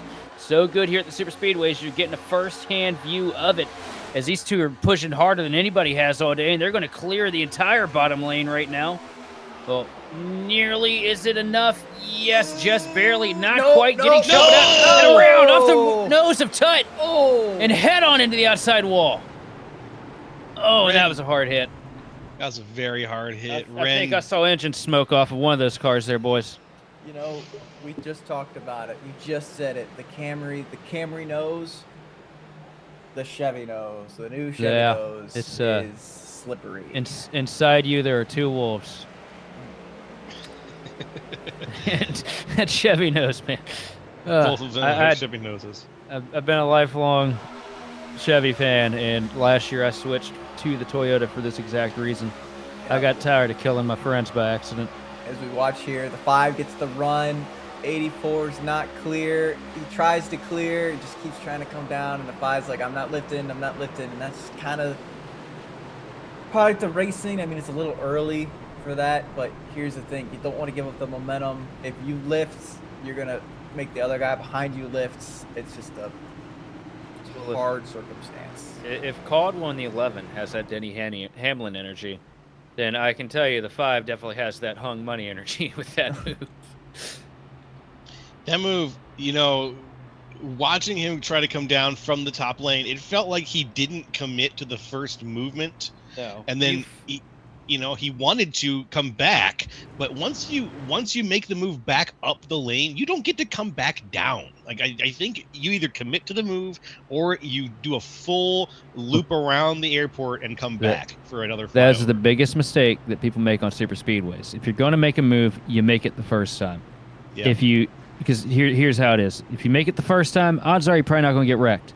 If you wait and dawdle on it for a second, then you're guaranteed going to wreck. So you just take the move when you think that you got the hole, and it may not always work out, but it's better than the guaranteed wreck of, just lazily making the move. Yeah. We talk about it. High probability moves, low probability moves. And as we're going back watching the replay, a couple cars high damage, a lot of cars little bit of damage, some fixed. I see some fast repairs probably being used here for some blown motors, but that right there was a low probability, right? When he didn't commit, like you said, you have to commit. You look in your mirror, you just have to be confident in your ability to read the car, to read the call out, to read the run, and to make that move. Mm-hmm. I think the 54 is the only one with the blown motor there. It looked like a little bit of black smoke pop out of the car when he had 84 shot up into him up there against the outside wall.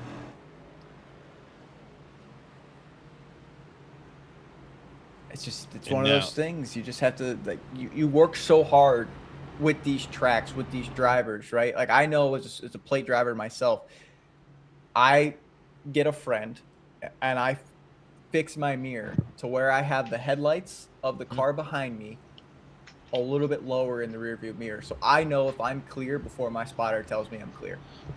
And that's just little things you do. I run an FOV everywhere of 90 on that rear view mirror.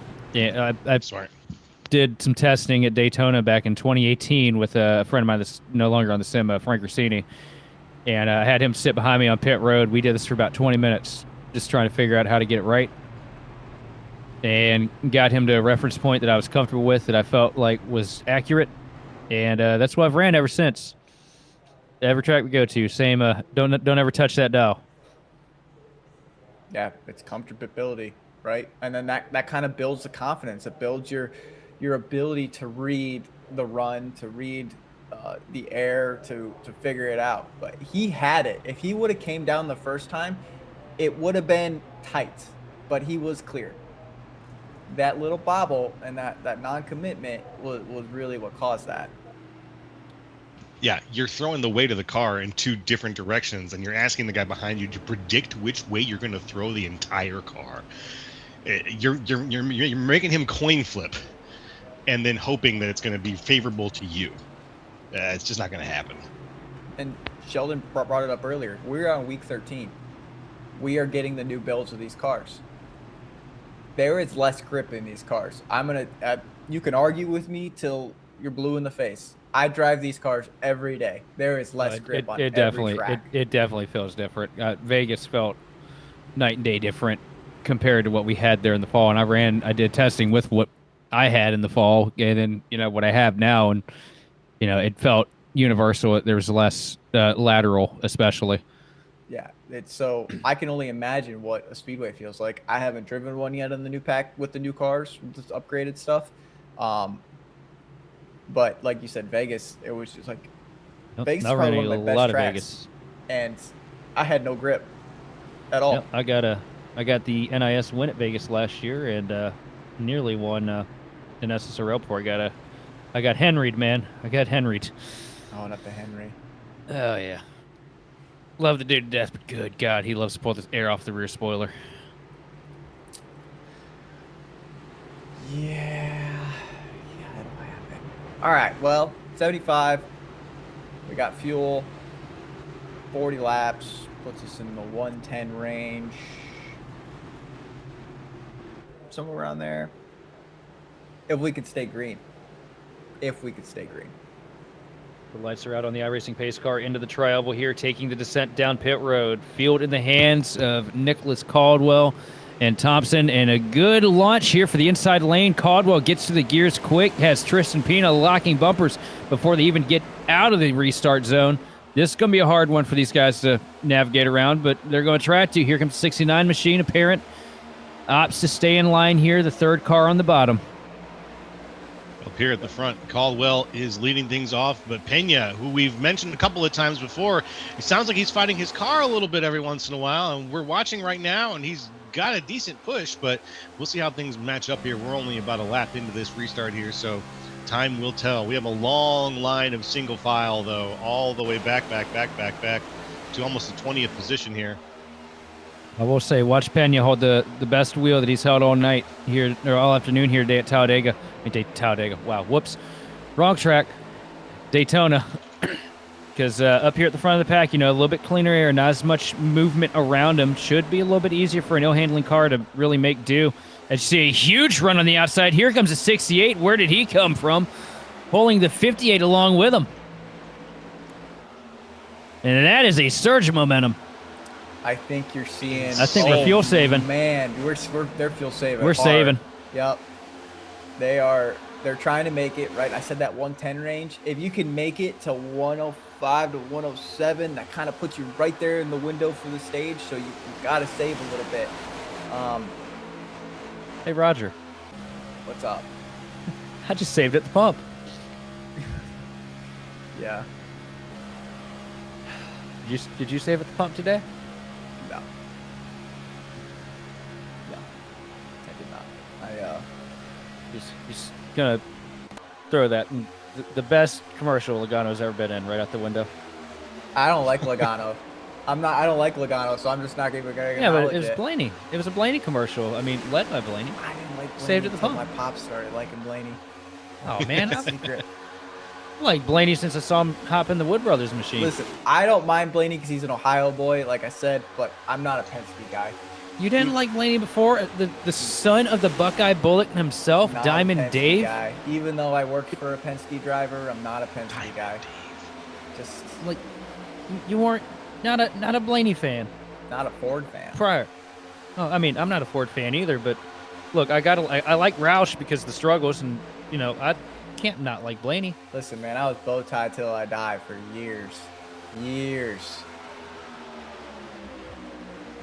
Couldn't tell me otherwise. I didn't. You see, sharpen up I've until kind later. of I've kind of developed to this point where I have Hendrick fatigue after being a lifelong Hendrick fan. Mm. And combine that with the fact that RCR just only seems to be good with Dylan at Richmond. It's been a struggle to be a Chevy fan. I'm a Kurt Busch fan, right? I was a Kurt Busch guy. So when he went to Toyota, I was committed. I bought a Kurt Busch shirt, bought the Toyota stuff. I was good. I'm a Noah Gragson fan. When he went to Ford, I committed. I like Josh Berry. When he went to Ford, I committed. So it kind of changed my alliances on things because I just like, there's certain drivers I like. I don't have a favorite one anymore, but I watch more Speed in the Cup. So I learned very early in my life not to be a fan of a singular driver. Being a Virginia native, I was all in on Ward Burton as a kid. And everything looked great in 2002. Then 2003 happened. And then I started looking for other drivers. Because that was a dirty, rotten, no good, miserable season. Can we talk about why 3 cars always get pushed out? Is this something with the air? I'm gonna have to get with Justin, and we're gonna have to test this because this is really interesting to me. Well, I think what you're looking at right now is just different levels of aggressiveness and fuel saving. But yeah, but every time we start, we get a run going. If you notice, 3 cars pull away to about this gap. Even when we weren't full fuel saving the first stage. Yeah. You know what it is? Those first 2 cars are always the most aggressive with the push. That's hands down, right? Yep. The guy in third typically just wants to hang on, support a little bit, not lose sight of them cars in front. 4th and 5th on back, they're like, man, these guys in front of me, they got it. We're single file, just let them go. Yeah, they're here they go. They're pulling back to each other. Because we all know you can't push the pusher, so these guys just trying to, be a little cautious here. I tell you, when we get 10 laps to go in this thing, it's going to be different. They're all going to be locking bumpers. New challengers on the top line, the 045 machine, pulling no rainwater around. No rainwater thinks about it, but ducks back to the bottom, hanging him out to dry. Oh, that's a way to get a spot. You better hope Brent Thompson ain't behind you with 2 to go, though, if you're rainwater. That's not how you make friends, folks. No, not really, no. Have friends. That's exactly what went through my mind. And listen, driving for a shop that not a lot of people like on a plate track and having to find people to work with, I understand it's difficult, right? I mean, you guys combat that, though, by having so many people with your sticker on the car. Yeah, but they don't like working with us either. Oh, what am I going to do? Finish 3rd behind Sean and Roger again? Yeah, no, I'm good. And to be fair, I don't like working with them because they don't have the plate knowledge that some guys have, and you can kind of tell, right? That's why it's fun to work with Levine and a Roman on different, they're on different stuff. But when you race with people who have that plate knowledge, it just makes it better. The racing is fun, it's exciting, but it's clean. And you see these exciting battles and passes, and we're seeing gotta some know of that who you're around. That's true. That's true. Really hasn't been a whole lot of aggression yet today. Not really. Little touches of it, but not like what we normally see with Tommy and Justin blocking everything but the pace car. We've seen it from drivers like, over the course of the race. Mealy hasn't been driving very aggressively, but he made it up to the front. Caldwell has been a pretty aggressive driver. He blew his own engine. Caldwell is probably the aggressor of the race so far, but I like it because it's not. I don't think it's too much. Right, it's not too much. That's a really good way to put it. It's just the right amount of aggression that you can see that he wants to win the race, and he's got moves that he's willing to make, and he's driving the hell out of the car. And now maybe, lesson learned, obviously, you don't want to blow an engine a second time. And I don't think that that's going to happen. But it was wild to see him just dominating the outside line, making the moves down there or out there, and then trying his best to be a pusher and be pushed well. And ultimately, it did cost him, but he still is out here in the top 5, so it didn't cost him that much. Sheldon, I have a question for you. You've been following this and broadcasting for a while. Yes. I'm going to ask this, and it might be a little bit, but does the 11, is this what I look like when I drive a track? The aggressiveness, but it's like when you're at Super Speedway, not too much. Because I'm enjoying it. This is kind of. I would feel that what I've seen on the 11 doesn't necessarily feel so much like Roger. There's a little bit of aggression, but it's not as bad as what we love you to death, buddy. But what we see you try to pull off at these super speedways sometimes, I'd put him more in a kind of Paul Hill kind of bracket. Where it's like that little bit of aggression, but it's calculated aggression. You know, it's not like we're going to knock the doors off if it doesn't work. Yeah. Now, Yeah. The fellow that we saw go under the line 4 wide at the start finish line, that's more of a Tommy. We haven't really seen a Roger yet, but when we do, I will be sure to point him out for you. Oh, I can't wait to see it. Yeah, I mean, you're not that Yeah. bad. You know, look, as far as the aggression tiers go in NIS, you got Tommy, well, you got Justin, then you got Tommy. Those are 2 different sides of the coin. Justin will make the calculated moves. Tommy makes the bonsai moves, and they work for both of them. I'm not critiquing anybody's strategies here. And then you got Conklin right there. He's not the most aggressive, but he has his moments. And then there's the rest of the field right behind you and Conklin when it comes to aggression. But up at the front of the pack right now, Ringer's still holding on to the lead with Holloway. These 3 have just broken away from the pack. Mm-hmm. But there's about to be a new sheriff in town because that 11 machine, Nicholas Caldwell, is not saving much, if any at all. He's trying to close in on this 3-car breakaway. That's how you can tell how aggressive these guys are up at the front, saving fuel. That's true. Yeah. He's left one bubble behind, and he's moving up to a new one entirely. I mean, you look at these lap times and the second pack back there, almost a second off. These lead cars are running 46s, and that pack behind them are running 47s. So you can see the different strategies. I don't really know what's gonna happen because like when you kind of get that far out, it makes the people panic and they start to push, and I think that's kind of what you're seeing here. You can kind of tell pretty early on if you're gonna hit your fuel mark or not to figure out the pushing. But right now, that second line's trying to form with people who aren't trying to save, or maybe they hit their number. They felt like they hit their number. But we'll see. Starting to get a little dark out here too. A lot of cloud coverage creeping its way over the speedway. It's true. It's true. It's making it kind of a dreary-looking race. I'm wondering too, based on time, if we're going to see that twilight finish that we tend to see here at Daytona in real life for the 500. Wonderful. The old admin staff set that up for us. It looks a little bit. Looks like we're getting kind of close to sundown time. It's 4:31 at the track right now, so I'll let people way better at math than I am figure out the time constraint for that. February 15th will put us at, we'll probably finish right around sundown. You'll see some sunset action. What I want to talk about is this cloud cover dropped the track temp by 4 degrees. Oh, okay. Makes things a little bit grippier then? A little bit. Just a little bit.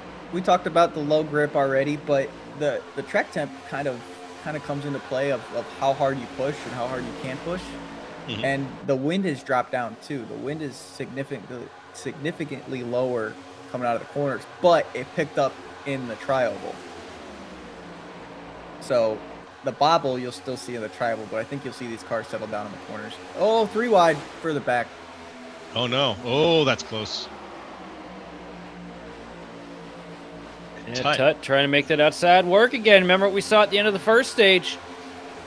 That 5 started to get aggressive, and it worked out for him. And I think you might have found your Roger with that one. Yeah, that's a good way to put it.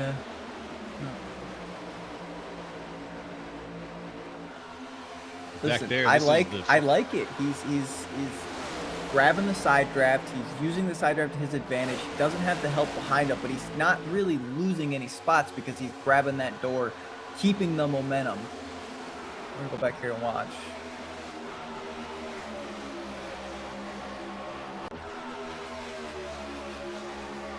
Okay. So we are starting to close in on that. Oh, yep, there it is. There's the contact we saw earlier, and yeah, there you go. See the finger out the window there.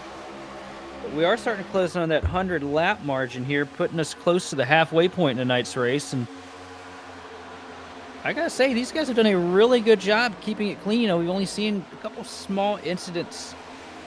I mean, well, they weren't really small, but we've only seen a few incidents, which is pretty impressive for Daytona because we all know how these places can just turn into an absolute slugfest from start and finish. That's true. I'm proud of these guys.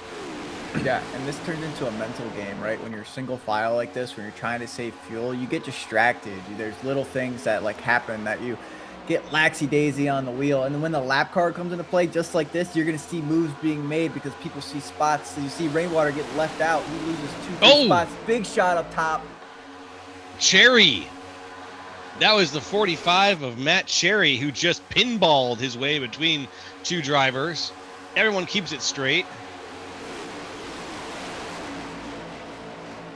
And whenever a lap car stays in the bottom like that, it creates chaos.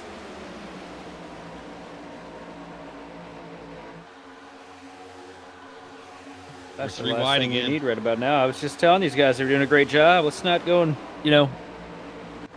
burn it all down already. Just got a little bit 3 wide action here.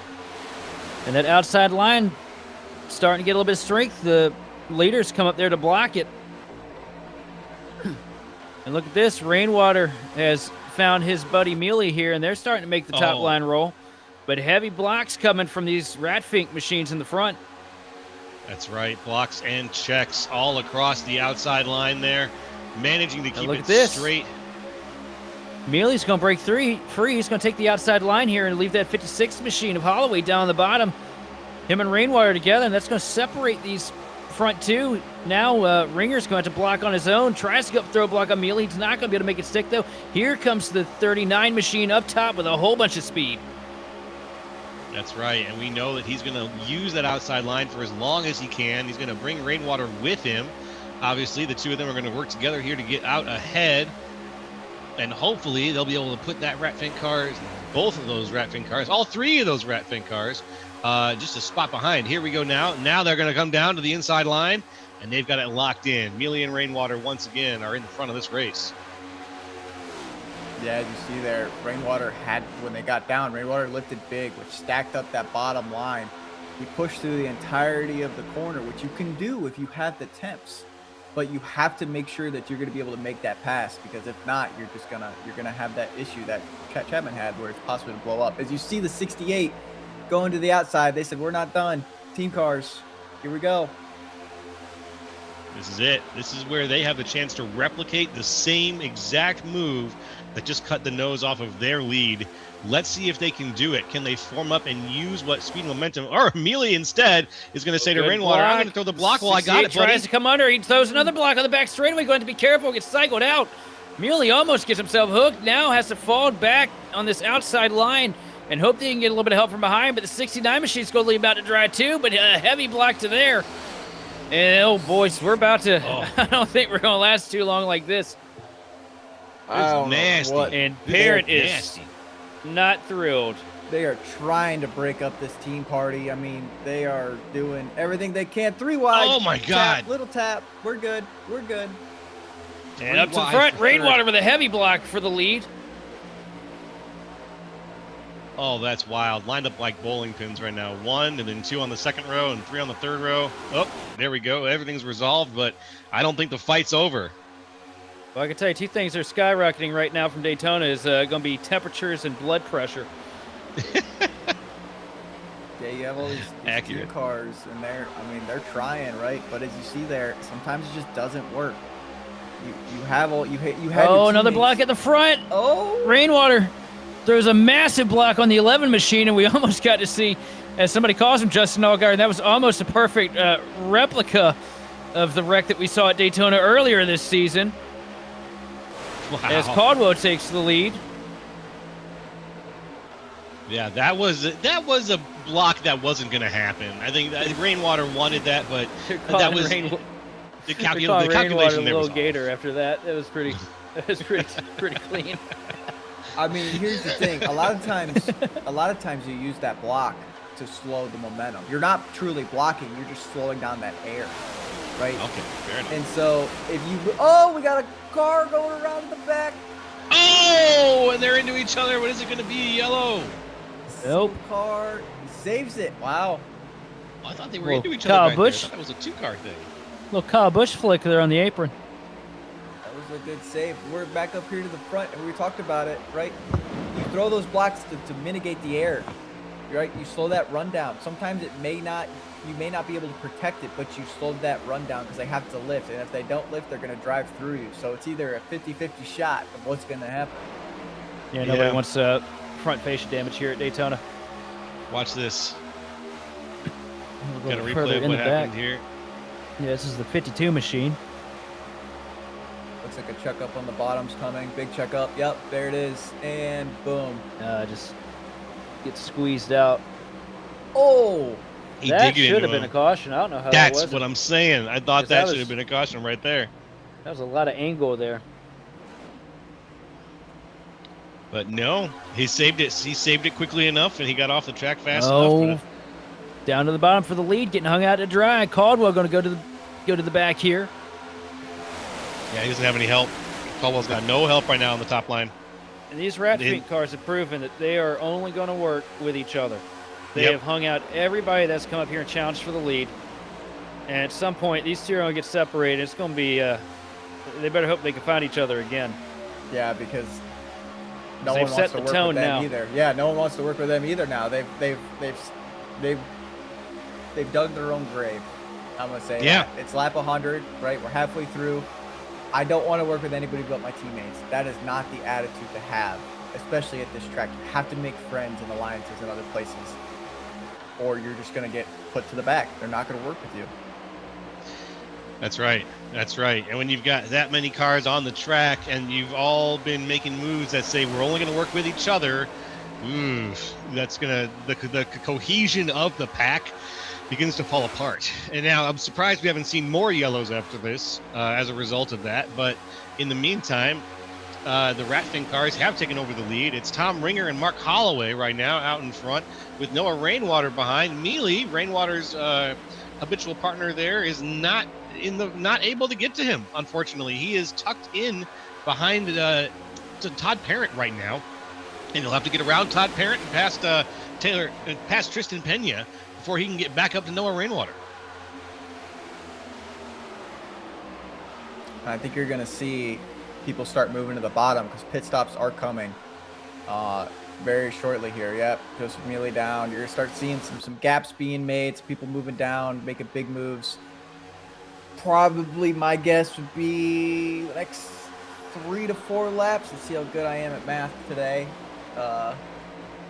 Also, look at Sean Garrett here with the rebound. Got caught up in that big wreck earlier. That 8 machine starting to come back to life here.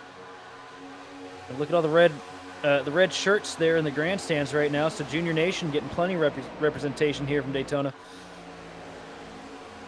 Always at Daytona.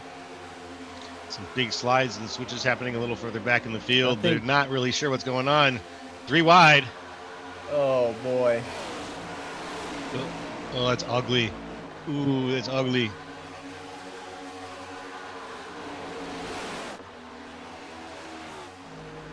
Watching this now here. That 3 wide situation has resolved. We're back to being just 2x2x2 a little bit further back here. Chase Leahy leading things ahead of the 2x2 field. Justin Clapper and Sean Garrett. Garrett on the outside was briefly 3 wide there, and now he's side by side with Mealy.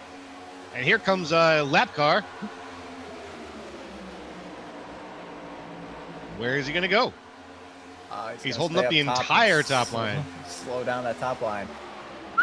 Yeah. Wow. Momentum on the top line completely dead as a result of Walton, I believe. Yes. He's coming back here. And this is that, double-edged sword you play. We talked about it last night in the truck race. Sometimes lap cars are good, sometimes they're bad, right? Does he have damage? Can I push him? How well of a pusher is he? How well of a pushy is he? Right there, the 8 can't push him. So he's like, see ya, bye-bye. I can't do it. Shouldn't even have tried, unfortunately, but it was the situation where Walton came back and just kind of planted himself at the front of the group and said, you got to figure me out. I mean, that's the right. They don't, as long as they stay their line, they have the right to stay where they are. They're not forced to go to the top. They're not forced to stay to the bottom. That is racing. Oh! And Walton slams into the outside wall. Really terrible moment there for him, unfortunately. I'm pretty sure that was Walton. Yeah. really unfortunate there. Looks like he had a technical potentially, and he's taking himself off the field entirely.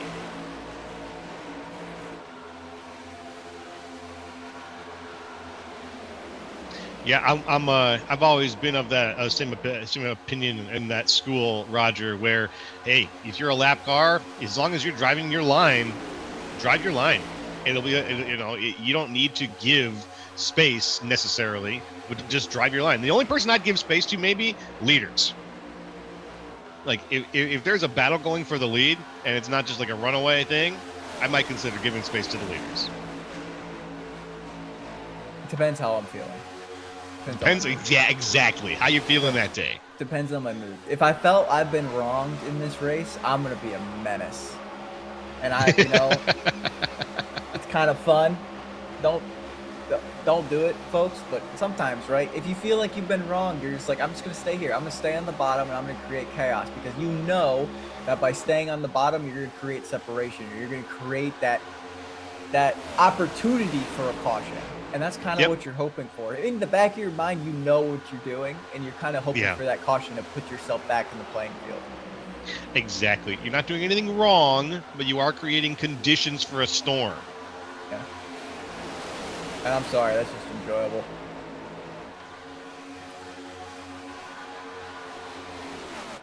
That's part of the game. Absolutely. I mean, there's a couple cars up on the top lane. There's really no urgency to come down right yet. I mean, we'll see. There's separation. We do have pit stops happening. Whoa, yeah. Was that the Ratfink team? It looks like there might be a speeder. I don't know. Did he get a black flag? No flags that I see. Good job by all them. Yep, no flags at this time. I said 107. I was pretty good. I'll take it. That's a win for me. Yeah. All right. Here we go. Next group is about to pit. Yeah, all the Ratfink cars seem like they filed out of the front here and went and pit at the same time. Big group here. Yeah, massive group here. This is a good big time for it. lockup. Let's go ahead and... Oh! Somebody does a little pirouette right there at the top of the pit lane. Great to see that. Big checkups here. Oh, pit road is so busy at Daytona. I don't see busy. any black flags. He looks pretty good so far. You love to see it. Well, you love to not see it. Little column A, little column B. But here we are.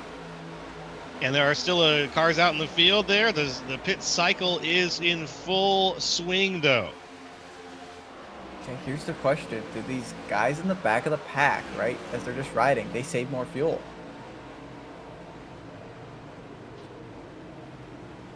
That's true. Ooh. Let's save that fuel. Oh, wow. Okay. That was,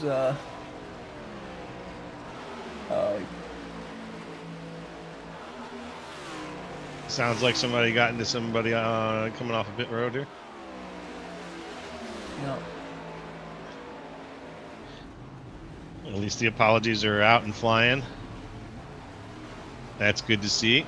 And this is what you don't want to see. For Joseph Mealy coming out of the pits, you have no help.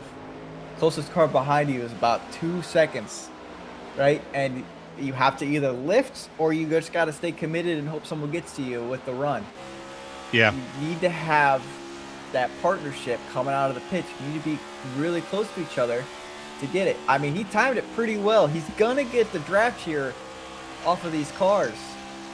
It's going to take him a minute. That 24 might be a little too far out, but he's going to build speed. A little too far. It's a little bit too far. He's going to lose that pack. He's going to have to wait for the next one to pick him up, and he's going to have to either be smart on how he gets it. Let's see what he can do. See what he he can pull off. He got some complaining over the driver radio about greasy tires, it sounds like. Oh, they're lifting for him. Oh, the caution is flying now. Ooh. Is that some ARCA brake? Uh, Or was that just a... Let's see what happens here. That was an unfortunate situation. The yellows are out. Right at the end of that pit cycle, it looks like. oh, big jumble of cars here. Yeah. Some wobbles. Let's see.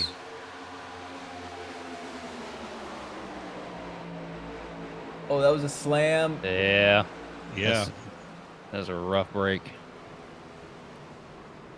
know what this means, though, don't you, Roger? Well, everyone argued could make it. They just pit. Yeah, we got a reset here. The whole field's going to be packed up on top of each other. 15 laps to go for the stage. Another shot at $30. And we saw the intensity ramp up at the end of the first stage when we got into that pay window, and it's about to get a whole lot crazier. It's a big wreck coming right out of the pits. And here's the thing: if you didn't take tires, you come down and take tires, because it seemed like some of those people on the stops just took fuel. Yeah.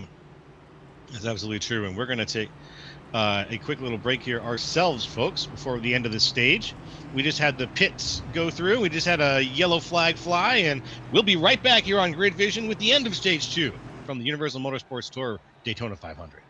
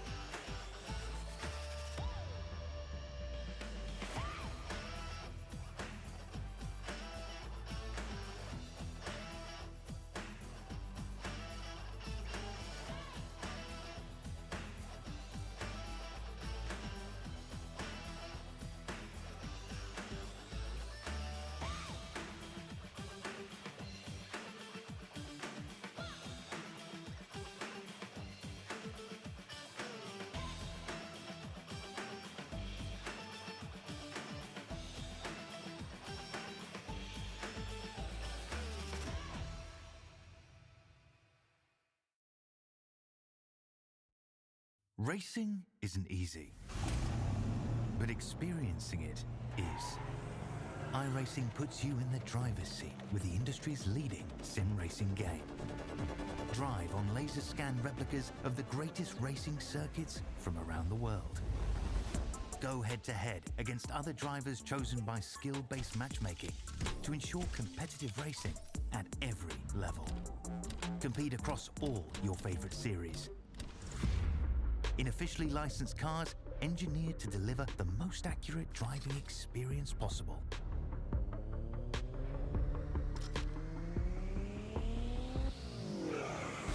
Join a race or host your own with players from across the globe. Race against the computer or in a league with friends.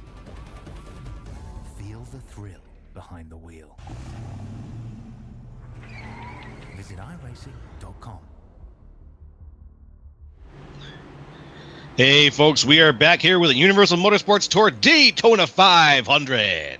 And we're about to get things restarted after a yellow here, looking for the end of stage 2 at lap 130. It's lap 114 right now. It's me, Jolo, up in the booth, joined by Sheldon Atkins and Austin Derbyshire and Roger Pierce joining us this week for this special presentation. So we got a 3-man team up here, and we are, we're keeping up with the action and hoping you're having fun listening along. And this is where the intensity is about to ramp up. It's going to be a quick dash to the end of stage 2, and it's a dash for cash, but not presented by Xfinity. It is presented to you solely by the Thunder Valley Racing Esports. So it's a 15-lap dash to the end of the stage, $30 on the line, and we saw chaos at the end of the first stage. Now we got everybody with a reset. And I got a feeling we may end up seeing a couple of hurt feelings on this sprint here. What about you, Roger? I'm excited. I like aggressive racing. I had no idea. I know, right? I like these little short dashes. Yeah, I like these little short dashes. It's kind of got to show the speed of these cars. I really like Caldwell. I love the aggressive nature he has with the pushes and the kind of vision he's trying to see. He's going for these runs that aren't there yet, but they're getting there, right? Kind of tells me that he has some plate track IQ. A lot of these guys up front do, because they're up front for a reason. So it's going to be exciting here. I'm a little still worried about the 50 there of Penna. His car doesn't look like it's handling fantastic, but he's got some new shoes on there. Good looking hot rod, and it'll be interesting to see. Is he holding a pretty wheel? He's holding a pretty wheel. Well, he's holding a -2 offset pretty wheel, but yeah. I say one thing though, don't count your chickens for the hatch, because I'm looking back in 22nd place. Somebody that's been up at the top of the pack all night long. That 05 machine of Noah Rainwater. He's been so fast here today from Daytona. And this is the first time that we're going to see him crawl through both hell and high water to get to the front with that Luke's Playhouse Chevrolet. I think that he's going to find some kind of way to make this interesting for too long. And, I wish iRacing would implement this. How many cars you pass in a race. I would love that stat from iRacing. I think we do have a metric based on that somewhere. I just think that's a cool feature, especially at a track or like when you get EOLs and stuff like that. How many cars should I pass during a race? It's just a kind of a fun thing to see here, because he's going to have to do a lot of work to get up here, but I think it can be done. Yeah. Oh, we got a wreck under yellow here. What was that? Shades of Mark Martin and Jimmy Johnson to crash through 3 and 4 under yellow. They put the lights back on the pace car, delaying the restart here. Wow. Yeah, this was... Somebody in the chat just said, man, you think this race is on Fox? And hey, we haven't gone to commercial but twice. All right, I don't want to hear it. That's hilarious though, because it's just how long the pacing is. I got what they were saying. I did too. Because it took, if you remember last week at Phoenix, I felt like they were under caution for 10 minutes, cleaning up one caution. Yeah, they spend a long time during the actual races cleaning up cautions here. And comparatively, the simulator is a lot faster. The 63 car. That was Justin Clapper. One of the league admins. That's right. One of the Chiefs, unfortunately. Texting and driving there, Clapper, huh? A little distracted driving. Oh, well, Dale went around too. Here we go. Yeah, well, this is probably going to cut off at least 1 or 2 people in here. Let's see. He pulled forward a little bit. Yeah, and this was clearly a technical. Like, he didn't know one was anywhere near him. And it was one of those things where he just kind of popped into himself. I think that's a little... Maybe we're switching the Spotify playlist up, or we got tired of... That looks like... We were on the Dirty Mo media page for too long, and Dirty Mo Doe came on, and we just didn't want to listen to Steve Letarte talk right now. There's a lot of things going going on there. That looked a little familiar from something I did a couple nights ago. Oh, what'd you do, Roger? Oh, you know, Buddy. distracted driving that I blamed on the tow link. Oh, yeah, I heard. Oh, yeah, I heard broken it toe link. here, Okay. Yeah, I hope that that fella is watching this broadcast right now, and he's just sitting there like, Yeah, he just cursing me out. Yep. those guys lied to me. Either way, into the restart zone, field in the hands of Mealy and Wren. Flag in the air, and we are back underway here from Daytona with a short dash to the finish of stage 2. Caldwell just didn't get the jump. He just doesn't have that power straight off the line. I don't know if it's a gearing issue, but that top line, look at that surge. The 50 of Penna wants it. The 84 comes down. The 25 of Condon is with him. I like this top line. I like it. Yeah, there's a surge there. There's a lot of speed there. Pena at the front, leading things off. Very close. Condon, a name that we've mentioned a couple times in the top 10. Haven't seen him here and dancing in the top 3 very often yet. He makes that move. He's got all in on Pena right now, and so he needs that top line surge to work as well. He needs to be a good pusher and a good pushee. Oh, we got a wreck in the back. Couple wreck cars in the around. back. At the tail end of the field, heavy hits to the outside wall. And that's the 8 machine of Sean Garrett, and he is destroyed. The motor is gone. Business in the front, wrecking in the back. And we've got a few, some divine intervention for Noah Rainwater. It sounds like he was able to get around it. Oh, no. Oh. And here comes the skywriting of the number 8. Also, I think the best bet is going to be to put the camera on board with Rainwater here. Because watch this. This is masterful.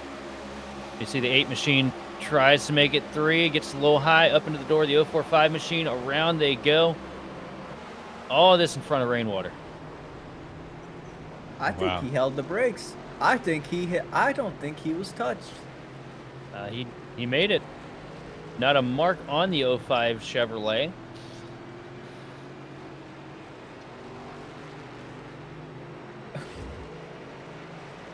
Oh, these guys in chat are wild. Love it. Love the energy. When the owner of the company is getting roasted, you know it's a good group. Right on board with Garrett. That's a heavy blow. Go back. Rainwater. He's holding the brake down. Downshifted. Look at that. That is high. I made it through, Harry. Yep. Another Talladega Nights reference. They always downshift. Grab look at that. it. Don't get the wheel spin. Don't get the wheel lock up. That was perfect. Tom Cruise, who? Absolutely. Somebody cue the hype 90s music. That was a Days of Thunder reference. Yes, it was. Yes, it was. I can hear the song right now in my head, too. I know you can. Right, Roger? Absolutely. And, you know, right here, you see the smoke says I'm dropping the hammer. Just, he didn't.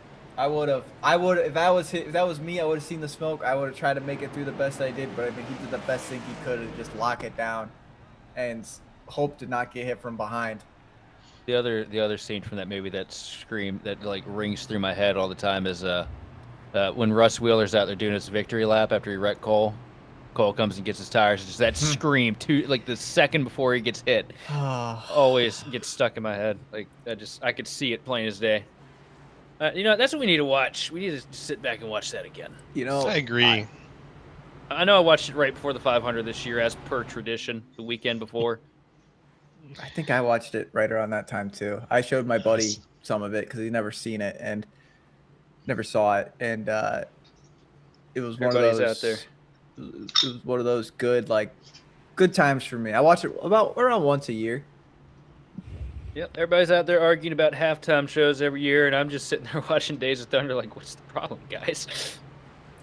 You see Cole Trickle just won the Daytona 500? Yeah. That was peace, when I first started iRacing in Oval. That was my livery, was the Cole Trickle car. Why so rest am in I peace not to surprised? the legend Robert Duvall, passing away a couple weeks ago. Oh, yeah. I think actually, Such a yeah, massive loss. Not even just because of Days of Thunder, but just because of the acting legend that he was, and all around just good person. You know, you never heard anybody say anything negative about Duval. Duval, you know, a Virginia native, living out just outside of Charlottesville, not too far from me out here, and it's a shame to see, you know, the end of the great generation of Hollywood kind of starting to fizzle out, unfortunately.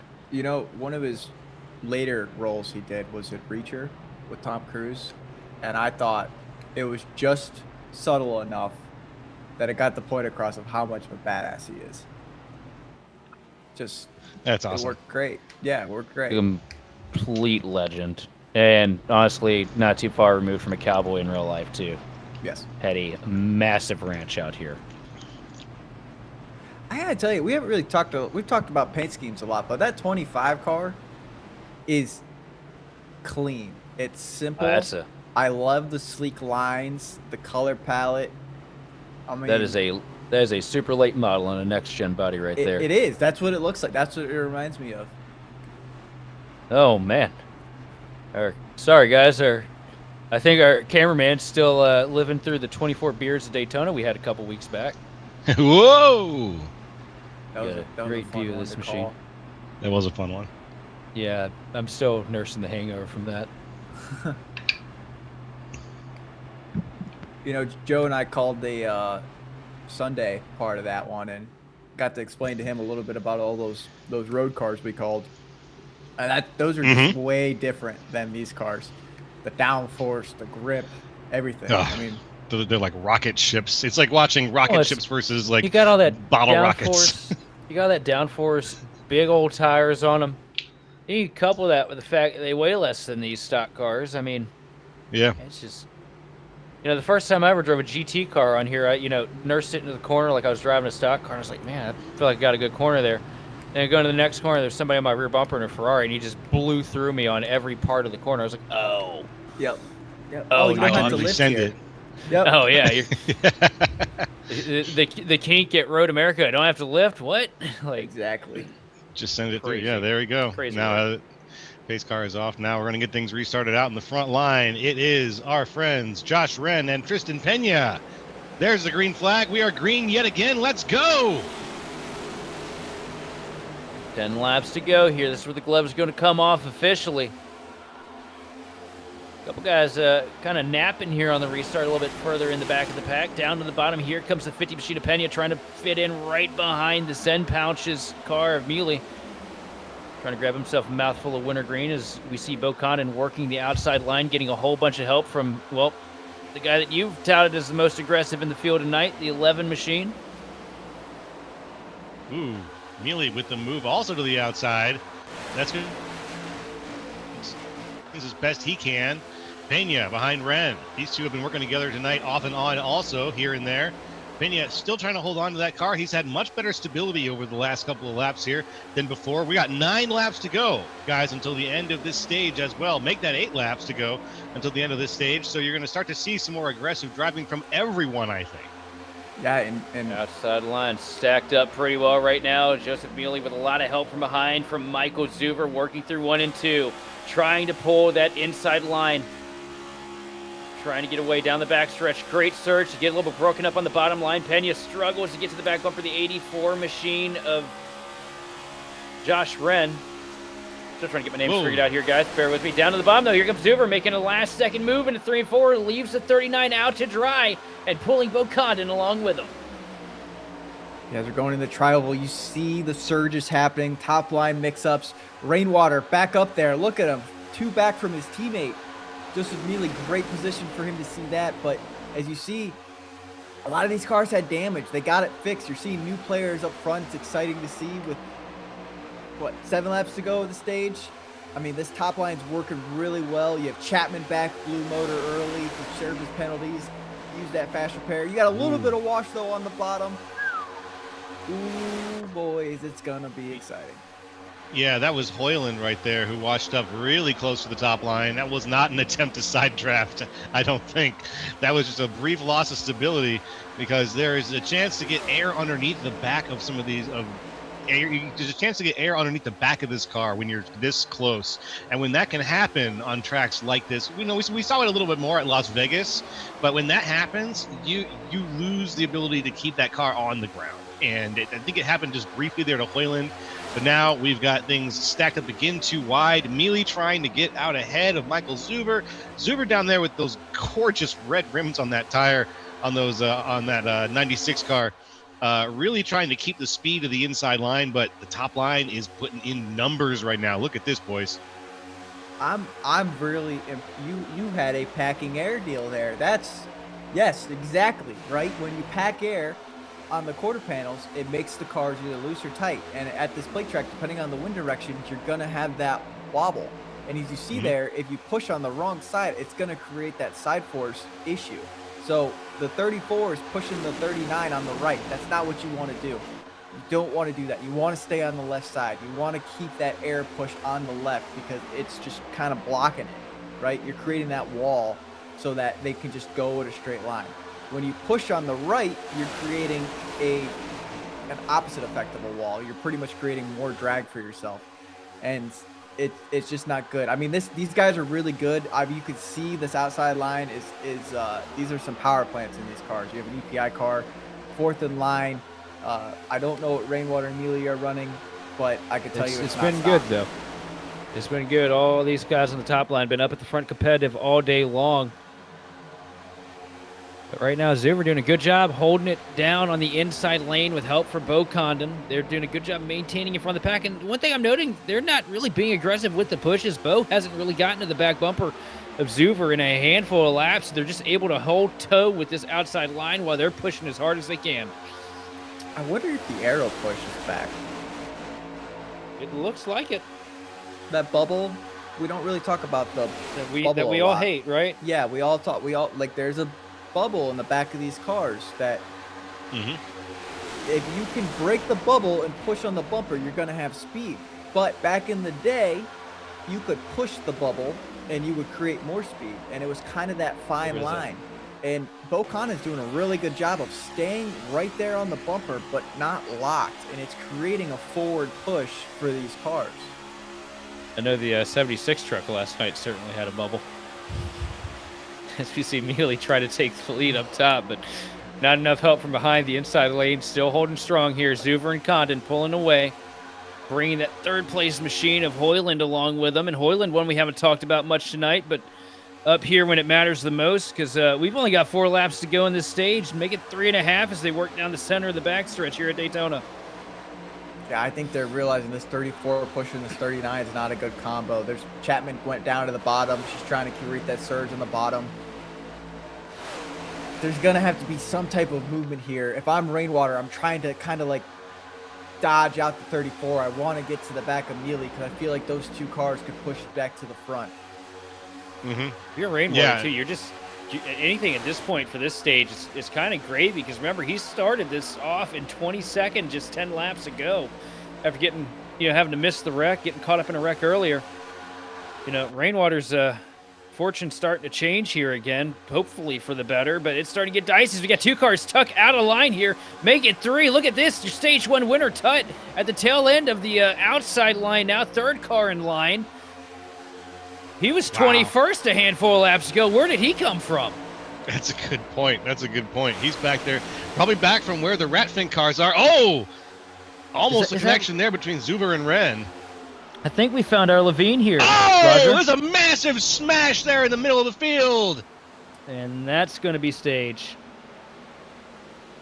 The 67. The Joker. I think he took the Joker lap. Confirmed here. Let's take a look back here. The 67 looked like he threw a right hook that just about took out half the field. Let's see if we can figure out exactly what happened as we step into the Wayback Machine and take a little look-see. It might have been a little ahead of him, I don't know, but that was the car that stood out to me the most, the 67 there. Let's see what happens. This is a nervous spot right here. 3 wide, just gets hooked from behind. He got hooked. The 52 takes a an ill position push from behind shoots him down into the 67. That is one of the worst wrecks you can have at Daytona. So we get a camera on board with the 67 machine. That is just nothing you can do. Those are the ones, there's nothing scary or painful really about iRacing. This one right here, you blink, next thing you know, you're head on into the wall. And there's nothing you can do about it. It's just Kerner. And that's the most common wreck here at a plate track. That little wobble, and you're just getting hooked, and you don't realize it. Noah Rainwater, if you see his mirror, he is breathing heavy right now, going whoo, because it was inches from him getting involved in that, and that's how close it is. Look at that damage, that right front fender. Yeah, aero matters here, folks, and that's gonna hurt. Yeah, it is a. If you're the 67, you just get the equivalent to an iRacing jump scare. Yeah, and really unfortunate. Ugly. To wrap it up here for the second stage.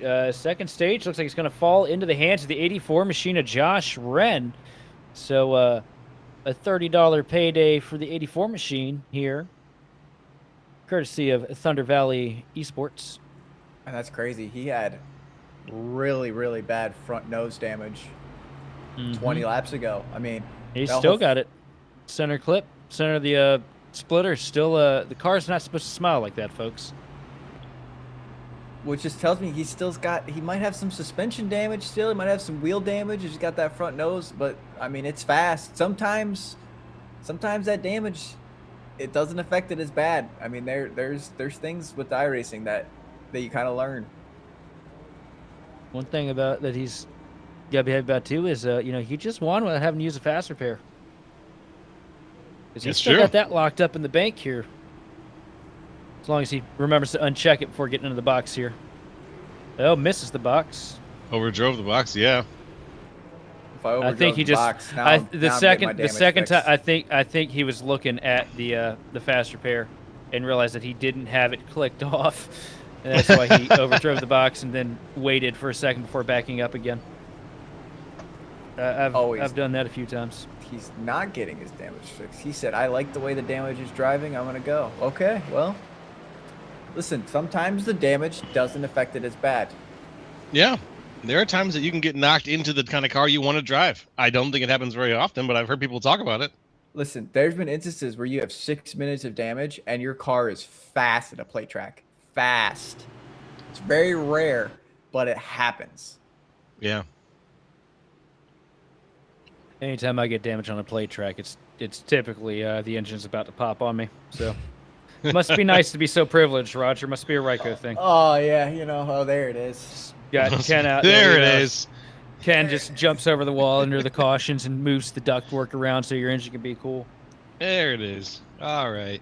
Listen, sometimes you just gotta drive through the damage, man. 30 seconds of wheel damage, you can still wheel it. It's true. The argument is clean air versus dirty air and working your way back through the pack.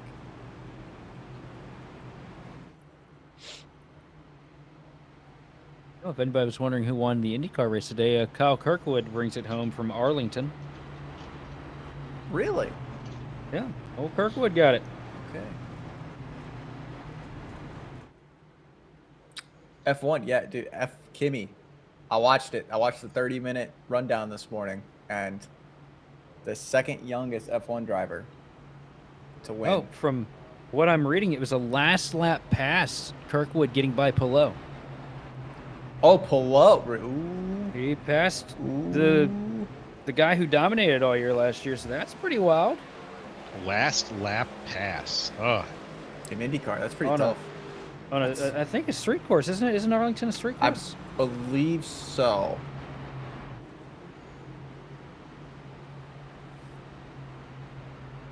That's insane. And it's narrow. It's very narrow. A last lap pass, narrow course, street course. Ugh. Yeah, that's right, because it's around the Cowboys Stadium, ain't it? Mm-hmm. That's pretty impressive. It's awesome. IndyCar is really starting to trend positive this year, and you love to see it. The Phoenix race last week was amazing. I personally liked the dual weekend they did. Yeah, I wish what, we'd have more. what they've been doing. The trucks at St. Petersburg with IndyCar, and then the IndyCar with Phoenix.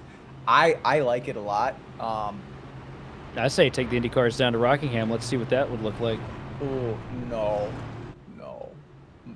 Come on. Nope, still bumpy. Even though they repaved it, that's still fast, very fast for them. I am so excited to get to Rockingham this year in Xfinity and truck, as we got one car slamming the fence down here under caution. Be careful, guys. No texting and driving.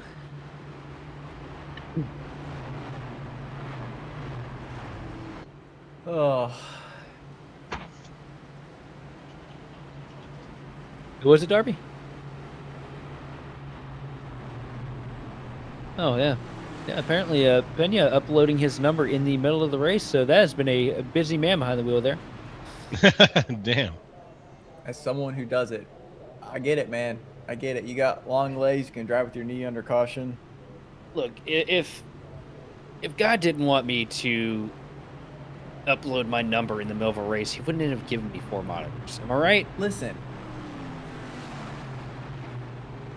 this is the reason I do it is because I love hearing Joe's reaction, especially at a track where you shouldn't be driving one-handed. Yeah, you doing that at road courses is always wild, and I watch you get spun out or something stupid It's happens. Yeah, great. Roger was texting. It's just great to like do it because there's tricks to it. I'm not going to tell you my trick to it because I'm still going to make you wonder how I do it. But it's just like He's using the speech to text is what it is. I did last year and I didn't like it. It's amazing. Yeah, some of the things you posted last year, I do remember looking like I figured that you were just going extra hard with the beer hat. The beer hat was a good touch. I'm really sad I had to get rid of that. The straws got twisted. Well, it's probably a good thing you got rid of that when you did, because isn't iRacing like instating bans for people getting caught drinking on streams now? Something about that. I don't know. I know how Steel true it Horse is. TV has got to be just You're kidding miserable me. now. Really? I don't know. See, here's the fun thing. If it's a Saturday night, it's 1:00 in the morning, you've had a few drinks, you go into a B open or C open lobby, I can tell you about half of that field is having a great time. And there's nothing wrong with that. Nothing.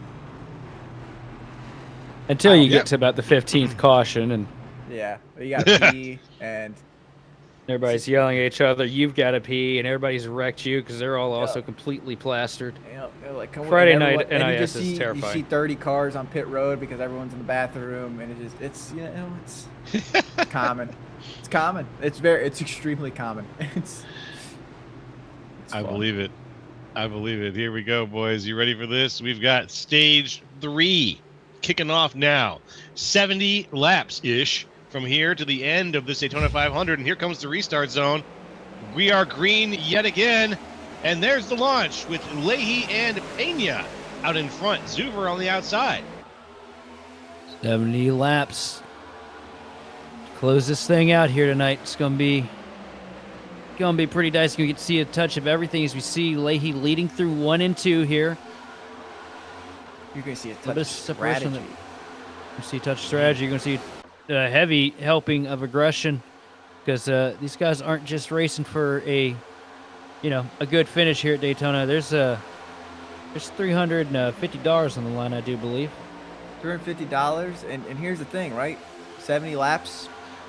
Or sorry, $250. My bad. $250. Okay, I stepped on my foot $250. there. You have 70 laps, right? Hopefully no cautions. We get green. Hopefully, let's cheer for it. So now you're starting to think of the pit game.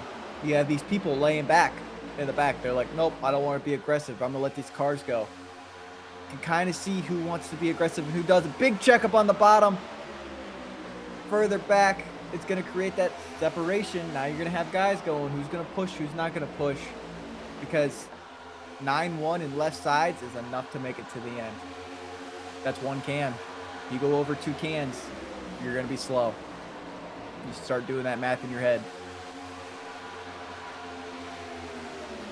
To the outside line, led by Zuber and Hoyland. These two have been a great combo here today from Daytona. Also, we see the sun starting to set. Lights to be coming on here pretty soon. Get a Beautiful look overhead at the track in Lake Lloyd. Yeah, hopefully we don't get the fog we got like we got at the Rolex this year. Couldn't see anything. Hopefully we don't. I'm still waiting. I know there's going to be some time I'll see a wreck here on iRacing and somebody's actually going to end up flipping into Lake Lloyd. I just know it's going to happen. That's when we find out that iRacing has Could it be today? incredible water physics for the lake. They've just Right? been hiding from everybody. Just massive mushroom cloud of water down the back straightaway. Ripple effects, track flooding. Insane. Everybody's graphics card melts and they all log out of the race. Like that launching would be 500 fireworks on Rust. Yep. Exactly. Is this gonna shut down my PC? Oh, Daytona's already very graphic heavy. Daytona's Oh. one of the worst tracks on the server to render in. It's They did make it better with the last graphic update here, though. It used to be really bad. It was like a 30-frame drop on the front straightaway. Now it's relatively consistent everywhere. listen, I've It been about hates your- 15 It hates drop. it hates your graphics card equally on the front straightaway and back straightaway nowadays. No, we love that. I'm getting around 90 right now on the front and the back, and then 115 in the corners, which is pretty good considering Daytona. Yeah, like it's. We had a- just, Oh no! Here We had a we're brief getting kind blink of up at the front. aggressive. Yeah, we're Chase getting kind Leahy of aggressive. briefly blinked, and now there goes Pena to the outside. He wants first place. What we doing? I'd be saving. Do I want to lead? That's the question.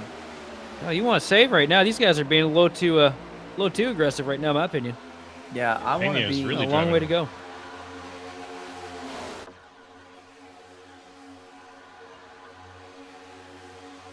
Ooh. Looks like some people are having connection issues in the race. Yeah, exactly. Might have been a server side thing then, boys. Server side is very possible. I don't believe iRacing has any events this weekend, but that does happen. When there's big events happen and there's log traffic on the server. Yeah, it happened to me in a Gen 4 race the same time that everybody else was doing Road to Pro, and my car went invisible. Everybody went invisible to me, but everybody else could see me. I didn't know that could happen. Big Whoa. block And, down by the 25 of Condon. Wow. That was a bold move right there, and it works. But I accidentally deleted William Byron, Yes. Yes. and there was like 25 people spectating because William Byron was running. We didn't even go Oh green. my god. I drove through him under yellow. These boys are getting aggressive. That's tragic. These boys Yeah, are they getting are. real aggressive. Here's the thing. I don't like it. I'm an aggressive guy. I called it out earlier. Even the 11 is kind of in that top line, but he's not really pushing. He's just kind of there. I want to save fuel here. I want to try to stretch out the first run as long as I can.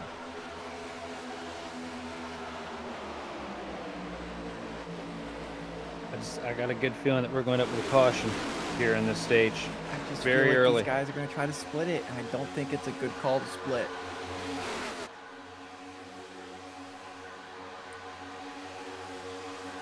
And you have to forgive me. Split it versus doing what?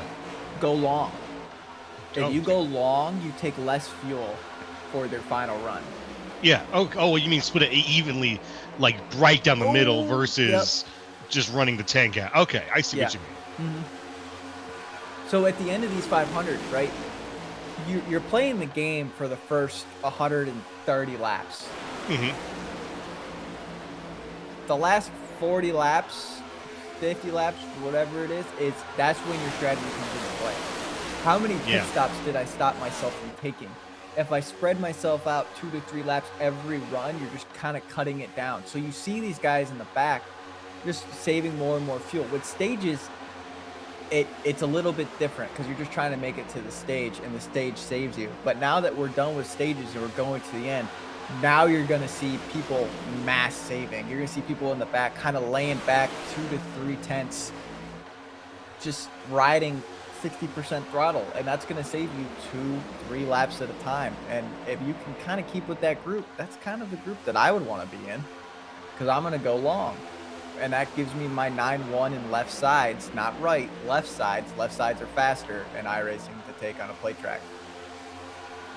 Tighten you up too, having the left sides on it. Yeah, it's all about speed. You want that group off of pit road. Same strategy got me a win at Atlanta this year. Yeah, it's just like a lot of people, and the argument is left sides or right sides. Right sides, you're going to have more grip, but left sides is the speed.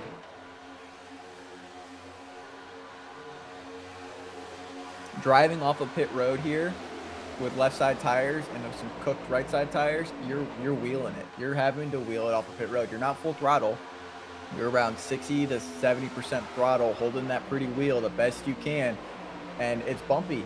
And if you clip the grass, you're gonna slide up. It's mayhem, but that's what makes it fun.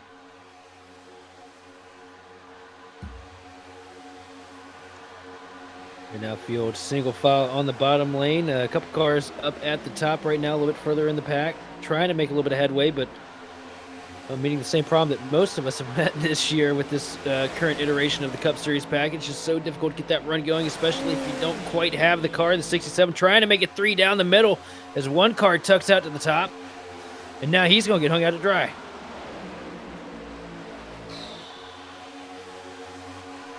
And now we've got a little more activity in the mid-pack here. There's not really much going up here at the front at the moment. No, but we got if a you go blinker. back a little ways. Oh, we do. Who is it? I think it's a 54. That number I saw? Too sure. These guys aren't really sure what they want to do. I mean, there's a lot of like scatter moving.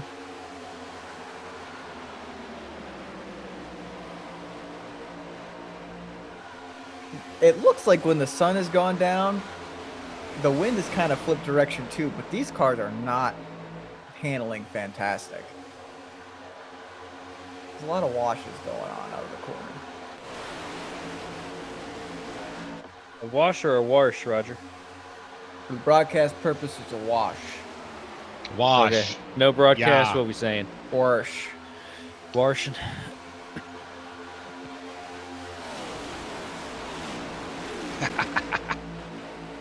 It's a wash, guys. It's a washer, you know? Washing machine. Yeah. Sorry, guys, we have reached that point where we are starting to devolve as a group. It's all right. It's I'll all bring the us back TikTok to center. brain. We've got a lot of that here. Yeah, it's a little bit of that, but you know what? We're going to take a moment while these guys are going around and getting themselves sorted out to talk about Stage 3's sponsor. We talked about Stage 1 and 2, Dakota Territory Car Club and TVR Esports. Let's talk about 3. 3 is simracingnation.com. So if you head over to simracingnation.com, it'll actually take you over to their Discord server where you can get signed up and keep up with them. But Stage 3 was sponsored, and the money associated with the victory is sponsored and brought to you by simracingnation.com. SRN.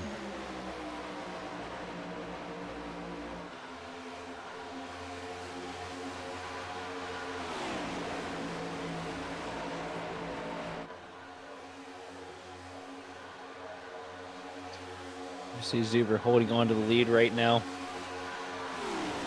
Big old single file train here at the bottom at Daytona. This is the typical. Everybody's just trying to make a little bit longer on this fuel mileage so they can get this split right down the middle. Yeah, This is one of those situations I'd hate to be Zuber right now, because not only are you using the most fuel, but you're also the guy that's most likely to get hung out to dry. Once that run starts to build up on the top line, it's always like it's like fool's gold leading at this point at Daytona, because it typically ends in heartbreak. yeah, leading at this point in time is just one of those. You're talking to your teammates. You're like, okay, what lap are we coming? Am I good leading? Do we have to swap off? Because you're cutting the air through this for this entire field. And it's just one of those damned if I do, damned if I don't, right? Kind of just stuck. And then as soon as that run starts up top, you're sitting duck. I'm looking at these times, right? I mean, they just fell off a second as we talked about that last lap. So the top is going to come in for people who are like, I don't want to save that hard. Yep, here we go. Here come the moves.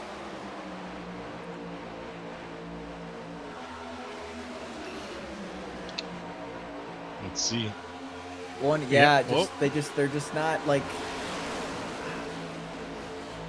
I don't know. Whoa.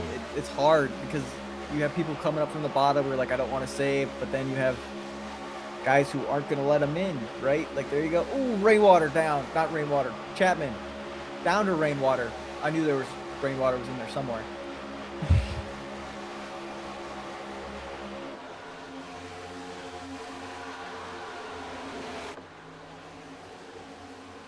We got lap. Here comes the outside line. Yeah, but looking further ahead, there are lap cars down there. It's going to create chaos.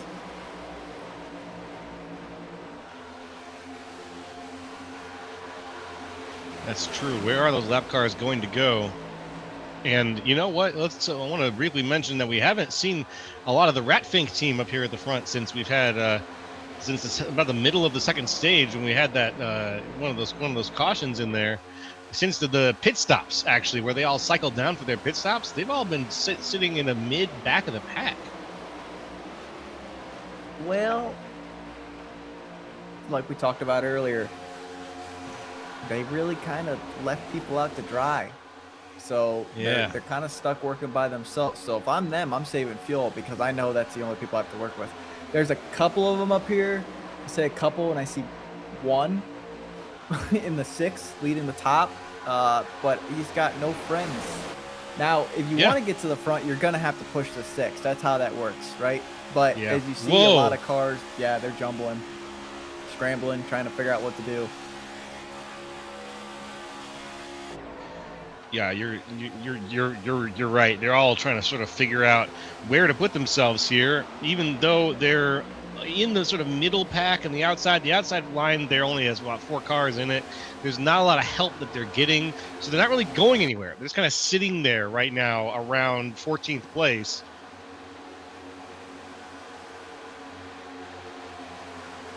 The lead car is trying to get the lap cars to go high, and I don't think that's gonna happen. I think chaos is about to ensue. The 6 got left out. That's what we talked about. He's just gonna start falling back. Here they go. Wow. All right, the lap cars are almost going high. Better than me. Yeah. Better than me. You were saying earlier. I would have been like chaos, staying on the bottom. Let chaos ensue. It just takes away a pit stop. It just takes away that stress of a pit stop. It's true. That's very true. As they are now cycling their way back, but not too far. Those who are lapped, working their way through the outside. Everyone else single file at this point, or just about. We've only got a few that are sort of making their way out and wide a little bit there. The lap car is falling back further through the field. Out in the front, Michael Zuber, Matt Hoyland, and Bo Condon are your 1, 2, 3 right now. We're on board with Tristan Pena, who's sitting in 5th. Yeah, holding that pretty wheel coming out of the corner, open up that wheel. See here, he's not really pushing too hard. I mean, he's just riding right now. Just pushing the air. That's what you got to do at this point. If you're trying to save fuel, you just get up there enough to kind of boost that guy in front of you so that you can, realistically speaking, you're not even trying to push the car in front of you at this point in the run. You're just trying to get up into that pocket of air so you can lift. Fall back, get to the back bumper again, lift. It's basically like you're playing with a yo-yo here at 185 miles an hour. Did you read his fun fact? No, I did not. Can you see that again? What was his fun fact? I'm curious too. While racing a late model, I accidentally hit a goose with my car. Okay, is there footage of this or? Oh, was that boy. better not be a Canada goose? Oh, Was that a Canada goose? Oh man. Yeah, No, if you had a Canada goose, Kid Darby's gonna have words. oh. I wish. Do we have a breaking glass sound on the soundboard? Because if we don't, we Listen, damn well better get to it. listen. S&P is the way for me, folks. All right. Just can't. G&T is fine by me. Mm-hmm. Oh, We're all Letterkenny fans here, folks. in everybody, case you Letterkenny, couldn't tell. great show. Yep. They're rolling up the freaking eggs so they won't hatch. You're softer than 10 ply. Come on now, bud. Just keep going. Oh, Don't worry, I won't tell anyone. I love Let's it. have a Donnybrook. Absolutely. Here's the thing. Single file, I like this. I like this But too. here's the thing I'm not really a fan of. Okay. Is this is going to create checkups. There are big spaces in this pack. So you're going to have cars start pushing, right? And trying to catch up, lift off the throttle, kind of coast. And it's going to create these checkups, which is that's what creates the wrecks in this single file portion. And boredom. Well, Boredom creates a lot of wrecks in single file runs. we've You talked see. about it before. We've talked Well, about you know, a little we've bit talked of about- a little bit of a right rear push. And Yeah, there's a lot of things that, you know, the funny little things that the drivers do that, you know, we never talk about, but everybody's done it at some point. So right now, you know, everybody's just probably going to be distracted. Guys bored, you know. It's exciting, right, racing, but saving fuel, it's about as much fun as doing your own taxes. You don't want to do it. as You don't want to Thomas- have to do it. If Thomas's aunt was in this field, everybody would be distracted. If this was a Oh, long, no. if you're trying to save fuel and you had that car in front of you, it would be game over. Just wouldn't There's it a be a million good and time? one jokes I could make right now, but I'm going to be good because I'm really happy that we got the gig to cover this race, and I love broadcasting this series, and I want to keep that going forward in the future. If it was the 24 beers, it'd be an entirely different story. Yeah. But this is a professional event that we are covering today as we work through 3 and 4. But yeah, so we talk about, you know, the people being distracted at this point in the game, you know, just kind of trying to get through. Half these guys probably eyes glossed over, dissociated. That's just standard Daytona stuff. That's the look behind the curtain right now. All the anxiety is gone. You're just relaxing. Each one of these drivers have probably had about 3 or 4 massive adrenaline dumps at some point in this race as well, with 3 wide action we saw earlier, the near bumper hooks we saw. Now, once we get done with the pit stops, it's going to be an entirely different story. Because some guys are going to get off pit road, great. They're going to be in that front pack. They're going to be locked in, you know, perfect spot to win the race. Then you're going to have guys a little bit further back. It's not going to be the same story. Maybe 1, 2, 3 car packs broken up off the field. And if there's one thing I know about Daytona, there's always going to be that guy in the back that somehow is running with just one car. And somehow the car that he is pushing gets turned. Listen, Now, I'll let you guys do the math. But that is classic for Daytona and Talladega as well as Atlanta. Noah Rainwater just did something dirty. Dirty. He went to the outside to try to get the pass, right? And then faked on the inside to see if he had the room, and he made the guy lift to give him room. Now, that happens, right? But I promise you that car is going to remember that. That 7 car is going to remember that 05. Like, hey, I lifted right here, right? Oh, I came to that. Just forced him to lift. Freaked them out. That 7 car is like, listen, there's still laps left. I'm gonna have to lift, but Yeah. that's gonna be in the memory bank. These drivers do not forget. I promise you. iRacers are spiteful. You mean to tell me he made a move Yeah. so dirty that not even a little bit of rainwater could clean it off? Oh, Yo! There's the dad joke for the minute. there's the dad joke. It was pretty good. It was It'll pretty probably be good, I about agree. 3 more before it's over, depending on how things end up. But So the top line, I say that, and they're getting a surge, and Chapman goes down to the bottom. I don't know. I think Chapman right now is just trying to ride. Remember, he got in a big wreck early. He's been mired in the back of the field most of this race ever since. I think he's just doing a little bit of self-preservation, getting himself lined up to where he can pit with the leaders, be there at the end. But right now, I don't think he wants to show his full hand. Well, no, but he keeps going. He keeps fading to the top and then coming back down, fading to the top. Don't know if he's in and out of his number or not. It just I can't tell. I don't. It's hard to tell strategy because when obviously you're not in the car, you're not in the Discord with them. But he wants to save and he doesn't want to save. So I'm not sure.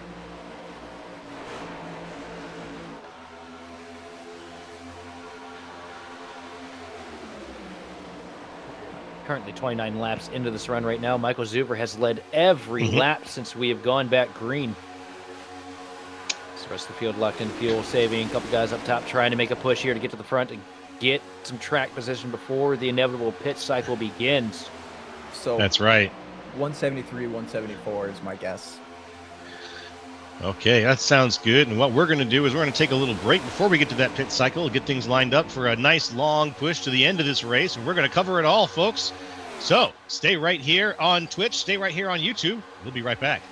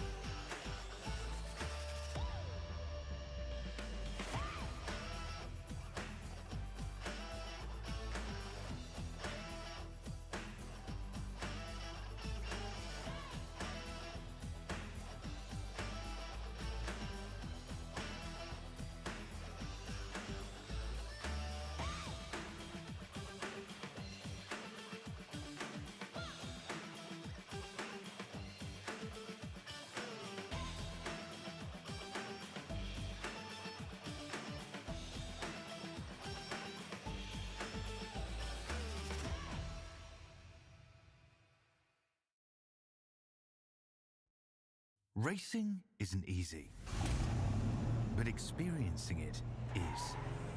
iRacing puts you in the driver's seat with the industry's leading sim racing game.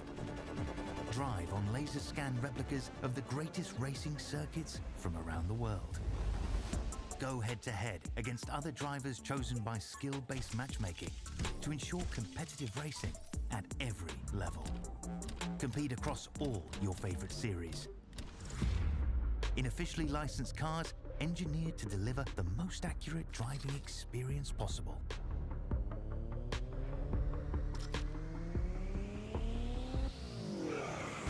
Join a race or host your own with players from across the globe. Race against the computer or in a league with friends. Feel the thrill behind the wheel. Visit iRacing.com.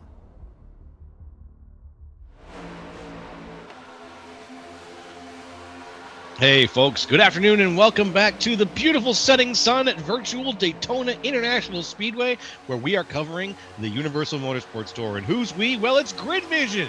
And the Grid Vision fellas up here in the booth, me, Jolo, with Sheldon Atkins and Roger Pierce and Austin Derbyshire, and all of us together with you are enjoying this fantastic race here from Daytona, brought to you by that Universal Motorsports Tour.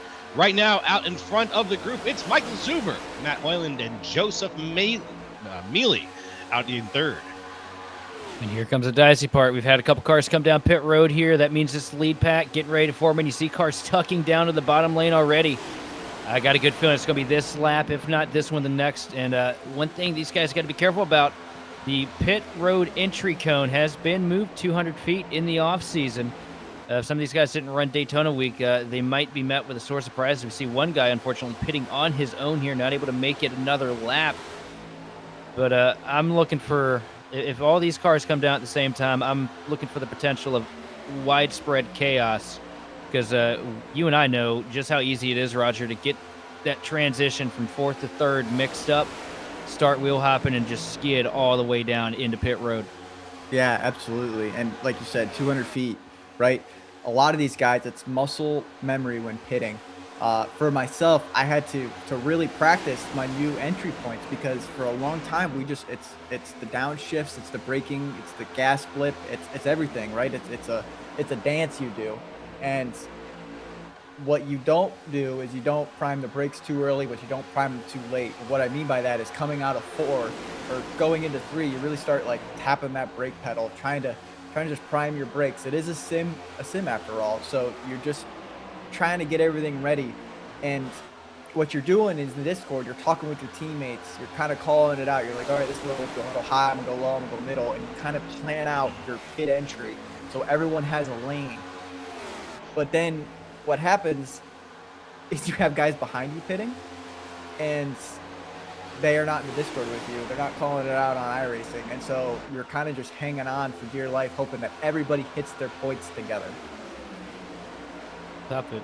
There's always somebody that gets a little too ambitious trying to pick up a couple spots because, you know, it's the only braking zone of the night is those pit stops. And sometimes you see some really big, costly errors thrown that can take out a bunch of cars. You see them work past a little bit of lap traffic here when the cars had to pit alone. And Zuber comes over the radio, I do believe, and says that he's coming down pit road as well as Bo Condon. So expect a huge surge of cars to come down to pit lane. Yep. See, that's that lap car. That's what I was talking about. That lap car stayed on the bottom. They created this huge separation of cars. Zuber as he comes down pit road, leading Hoyland and the rest of the field. Oh, and big wiggle there for Zuber, but he makes it into the zone. No big issues in the back part of the first pack. Clean entries for all. Black flag from noted Matt on any Hoyland. penalties. Hoyland penalty. Oh no. Yep. A couple people slid the box. Nope, Big 45. slide by the 45.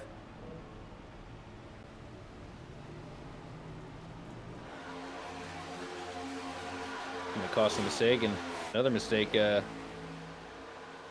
of those guys stayed out there and they lost a little bit of time before pit stops. Now comes the fun part. The rest of this lead pack coming out of pit road now, led still by Michael Zuber. And I think Zuber's got way too much of an advantage right now, though. With the 25 Machine of Condon. He's way ahead, which is not going to be play to the advantage of Zuber, I think, in the long run. We'll see. Yeah, this is what we talked about. Leaving pit road, you don't want to be this spaced out. It creates issues. What you want right there is about 6 cars back. How there's 4 or 5 of them all lined up. They're already pushing each other. They're already on the bumper. They're going through the gears together. It's kind of how that goes, right? Like Mealy is kind of a sitting duck right now. He's gonna get cars coming from behind him faster, and Car just blinked in from outer space in the middle of this pack here.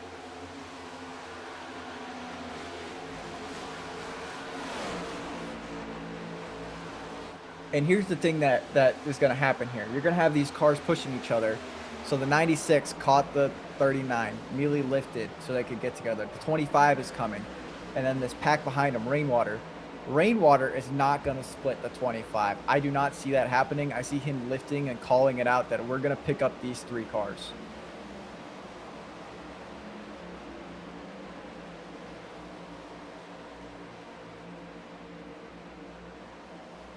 There you go.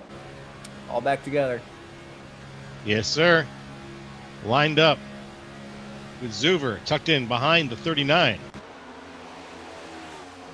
Oh, but not for long. Here he comes, making a move to the top. Here comes teammate Bo Condon, giving him a shove through the tri-oval. Whoa. And up to the lead. Michael Zuber going to take over that top spot here in the first pack. once we cycle through. Currently, Giroux in the lead, but they're coming down pit road now.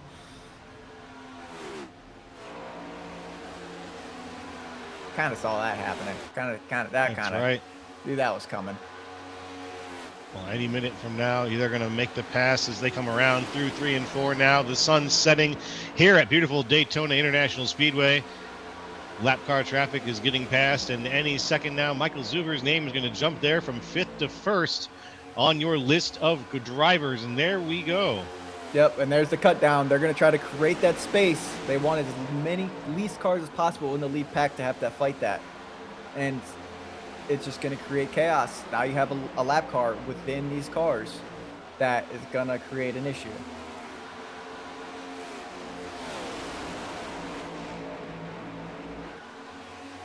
Through 1 and 2 right now. Now they got to navigate these guys that just left pit road.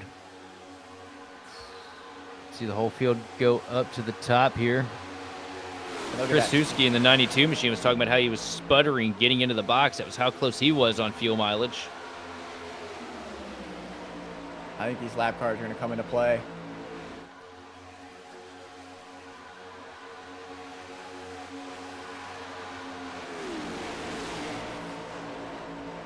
Yeah, let's take a little look here at Hoyland.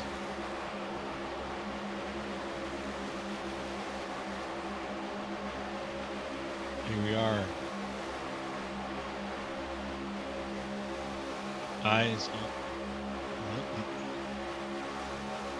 It's okay. We'll come back to live here, and we'll see how things are going currently here at the front of the pack. Zuber is still leading things. He's got his teammate Bo Condon right behind him.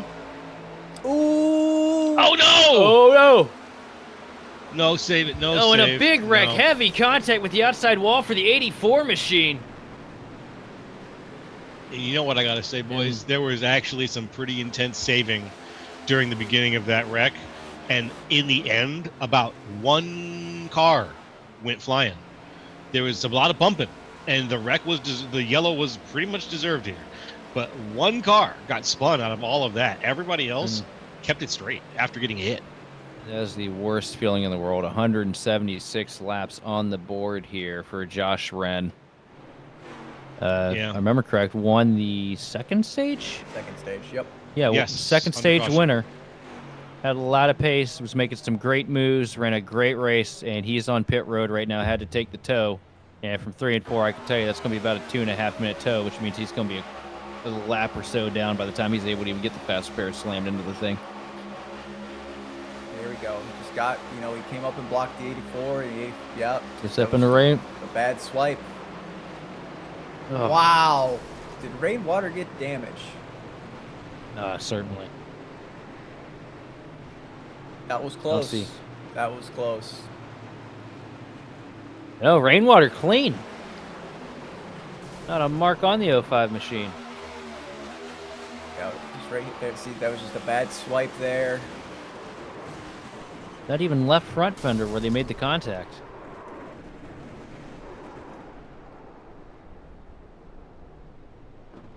He's running out of lives, man. He is. He's been pretty close all night to some incidents. Yeah. Yeah, that's true. Talking about Ren? Just got No, rainwater. Oh, Rainwater. Yeah. Yeah. Rainwater's been very lucky. He's had the rabbit's foot on his keychain, clearly, since the start of this race. I'd say he has 9 lives and cat's eyes. Thunderstruck, maybe? where there's rain, there's thunder. Come on. Kachiga. Yep. Oh, no. Name a more iconic mustache. Ryan Blaney. Oh, man. Chick There Hicks. you go.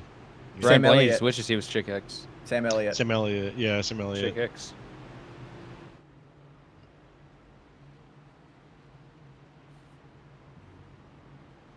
Derbyshire in November.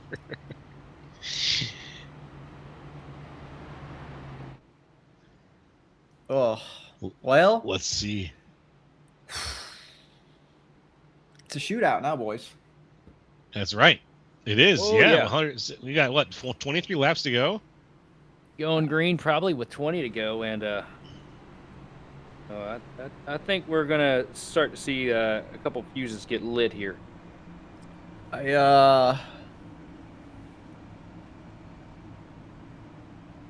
It's a lot of the same players up front, Mm-hmm. but I think you're going to see some middle field shuffling going on. Because it's go time. Any special teams? No, from running these and strategy and doing everything like that, I think you're going to see some 12th place to 17th place drivers make their way to the front. Who we really haven't talked about tonight, or some people laying back who were running up early in the first stage, kind of running back a little bit. I think you're going to see some big moves, and come because look, you have Chapman in 14th, Chong Duro in 15th, the 67 is in 12th. I mean, there's some people who are very fast, very capable, going to be making moves.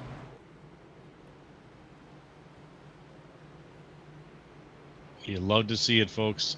And these are the kind of moves that lead to this race being one of the most exciting races that we cover here on the service.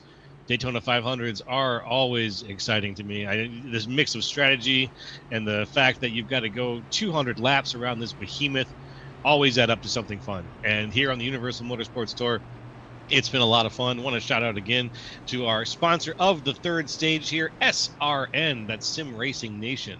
SimRacingNation.com. Head on over to their server, take a look at what they've got to offer, and thank them again for sponsoring Stage 3 of the Universal Motorsports Tour's Daytona 500. And I want to also take a moment to shout out Mania Club, one of the other sponsors of tonight's event. Mania Club is a philanthropy group that brings together fans of pro wrestling to make the world a little bit of a better place here. They do some great stuff for the fight against pediatric cancer. So take a look at maniaclub.net for some information about them. If you're a pro wrestling fan, that's the way to go. I'm a pro wrestling fan. I think, Roger, you're a pro wrestling fan, right? Tomorrow's Austin Day. I'm excited. Got my shirt ready. Tomorrow is Austin Day. Tomorrow's Steve Austin Day. You got your T-shirt ready? Gonna head on down to Broken Skull Ranch. Have us a couple of beers. That might be my favorite impression you've ever done. It was Yeah? really good. Yeah. Was that all right? That was pretty good. Sweet. I'll keep that one in my back pocket for when we call together, so that we can have conversations with Stone Cold up in the booth. Oh. Right now, let's have Stone Cold to bring it to the line. They're about to get going here. Get these cars going. Drive a little bit faster. Come on. Michael Zuber leading things off. Joseph Mealy right behind him. Noah Rainwater in third. This could be the last restart of the Daytona 500. Let's see if these guys can take it 21 laps to the finish. Way to jinx it there, Joe. Yeah. 96 and 39 with the 05. Here we got her. Oh, and they're wrecking in the back. Massive crash through 1 and 2. It's my job to do this, isn't it? To do this kind Damn of it, thing? Joe. Dude, that was a Ted DiBiase evil laugh you had there, too. You got the Stone Cold impression exactly, of the Ted DiBiase laugh. Yeah, That wreck just about deleted a majority of the Ratch Paint cars, by the way. Ooh, Wow. there's some angry drivers. Yeah. The 11. What pedal's that? The Perfect 11 is my favorite driver of the race. I hope he is top Yeah. 3, so I could just confess my love for him for this race. It is so good. That was fantastic. Oh. I ship it. Speaking of shipping, 34 just gets roped right around there through 1 and 2 in front of the field, and Bob Let's just Machine had a little pretend I something to say with that. Let's just pretend I didn't say anything about anything. The words left your mouth. Oh, don't and get they were high-sided. Okay, fine. I did say a little something. Joe, about that Oh, was he's your good. fault. He's rolling. Okay, 34 is rolling. Yeah, Look that at the just grab looked like walk there. a bad push. Just pushing on the right Yeah. side like we talked about. It just, big hits. Yeah. All around. That's a swipe, push. You know, at speed, you can kind of make it work because the car's got more downforce packed to it, and a little more load on it. But when you're getting up through the gears like this, just starting out, cold tires, fresh after a restart, the slightest little bump in the wrong spot, just devastating. Yeah, cautions breed cautions, exactly. And we've talked about it so much earlier in the broadcast, where you want to push on these cars. And Sheldon said it greatly. These tires are not up to temp. They're not up to pressure. You have to let the pressures build. You have these cycles, right? There's heat cycles, and when you're under caution for 5 minutes, pretty much, right? 2 laps is that. The pressures decrease and the heat cycles happen and they get cooler. And so when you're launching, they're not gripped up. It takes a lap to get up to speed, it takes a couple laps for the pressures to build back up. It kind of matters. The way these cars operate too, aerodynamically as well. Flat floor on the bottom, big old rear diffuser on the back. These cars kind of operate like the fan car did back in the day, or like kind of a little more reminiscent of what a Formula One car does nowadays, where the more speed you have in it, the faster that car is going, the more downforce the car is generating, because most of the downforce is being generated through underbody. And when you make contact, up to speed 190 miles an hour, that downforce is pulling that car down to the track, kind of helping it with the lateral grip, keeping the car loaded up without being so free coming out. Once you take, a little bit of speed out of it, like on a restart where we're only going about 160, 170 miles an hour as opposed to the 195 that we see in these cars, it's going to be a little more susceptible to being turned around from, just misplaced bushes. Yeah, well, that's very true. You said Formula One. Well, what they built these cars off of are the V8 supercars. NASCAR went to Australia and said, I want that. And they did a mixture of the V8 supercars with what the stock cars are, the Camry, the Camaro, which doesn't exist anymore, and the Mustang, right? Yep. And if you want to watch some good racing and some exciting racing with some heavy low grip, I know it's hard to explain, but watch the V8 supercars take the curbing on street courses and it's crazy. It's insane on just the angle and the skew of these cars and just how much force they go through. What was it? What would they open up with this year? Was it Surface Paradise? Was that the one where they were like literally just skipping like an entire section of the track, just with the curbs? Oh yeah, I think so. It's that middle like chicane area where they just jump where it's just like it was so beautiful watching that back like with the slow-mo reels, because they put a camera down like at curb height and you're just watching these cars pretty much tap dance through the chicanes. It was so cool. I want to highlight one thing really quick that happened during this caution. Michael Zuver parked it outside of pit lane and just parked it there until everybody had passed him and then resumed. He was like he got an end of line.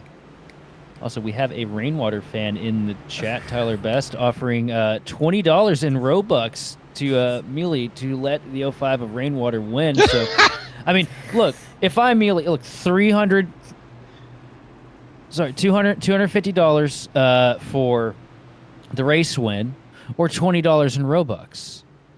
I'm taking the Robux, man. I don't know about you, Roger. Dude, Tyler's one of my best friends, so I know he's serious. That's what's funny. Does second place get money? I know I'm flustered right now. Second place does make money. It is substantially not $200. Okay, so here's what I want to do. Here's what I'm gonna do. They're in the same Discord together. They're on a team. Pretty sure the team owner is in the Discord with them. I want to finish 1 and 2, and I'm splitting the money between the both of us for second place and first place. Yep. First place walks home with $250 from the race win and the stage tacked on. The $50 come from Sim Racing Nation. Second place will come home with $40, over $30 in third, and it's $10 increment until you get to fifth, and it's 15, 12, 10, 9, 8, 6. $20 in Roblox is a lot of money. A lot of Robux. That is a lot of money. That's one VIP shirt. One VIP shirt for $20 is like what's the Roblox NASCAR? 2,000 Robux points or something Holy like that. It's a lot of money. crap. Yeah, it's a lot of money. I don't know. I'd take that bet. As we work into the restart zone. Back underway. Mealy gets to the gears, but Rainwater sideways into the quarter panel.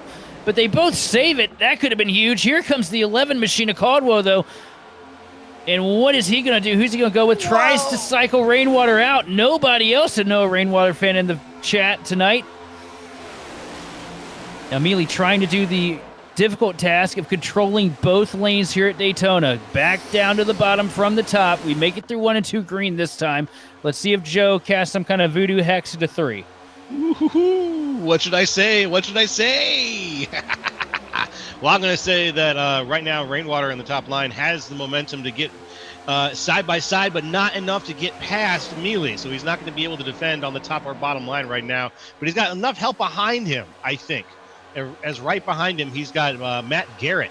And Matt Garrett in the MTV car has been a car we haven't mentioned up here at the front very often, but Matt Garrett is getting the side draft well off Caldwell, and he's staying tucked in behind Rainwater. Could be the push he needs.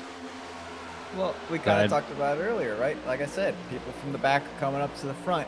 But what you're seeing here is team games. Rainwater's not side drafting, really. They're kind of keeping Look that at the spacing. shove here. Up to the lead goes Noah Rainwater with a mass tandem from behind from Garrett. Now Garrett takes a peek down to the bottom. The door gets shut in the back straightaway into 3.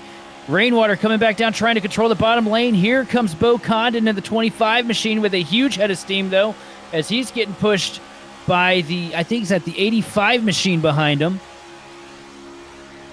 Well, yeah, right. that Brian just Zinn. That just shows right there. He did not want the team cars leading both lanes. He had to push him out and push him to the bottom to have any type of run on the top to materialize. And Bo has the lead. The 82 machine put together a great push, but it's going to be curtains for that outside line because look at the nose of the machine of Zinn right now. I don't know how he was able to make that push work to get Bo to the lead, but it somehow happened. Yeah, it did. Both That's not fenders gonna earn destroyed on Zinn. He's not going to earn any points right now with this push. And you can see people peeking out and saying, hey, who's leading this line? We expected a little speed out here. So hopefully he's in, who's got no room to go down anymore or to get off this line. Makes it work for him. Pena comes up to the top. Oop, Mealy comes up to the top as well. Yep, Mealy comes to the top, but the one that I'm looking at the most is that 11 machine of Caldwell. We've seen him make so many aggressive moves here tonight. Now he's sitting with an opportunity. Third car in line on the top line. Pushing. Rainwater comes up to block Mealy. These two trying to work together. They've been locked in tandem most of the race. The 05 and the 39 have worked great together here tonight at Daytona. Trying to close it out as we work down the back straightaway. Rainwater with the advantage up top, and Bo Condon doing a great job leading that inside lane with tons of help from Garrett. Yeah, they're just not getting lined up right. Like, Mealy's doing a really good job, but the bottom they were locked, right? But that kind of concerns me. They were locked for a long time. You have to start worrying about air. We already saw a couple engine blow-ups today. You got to give each other air.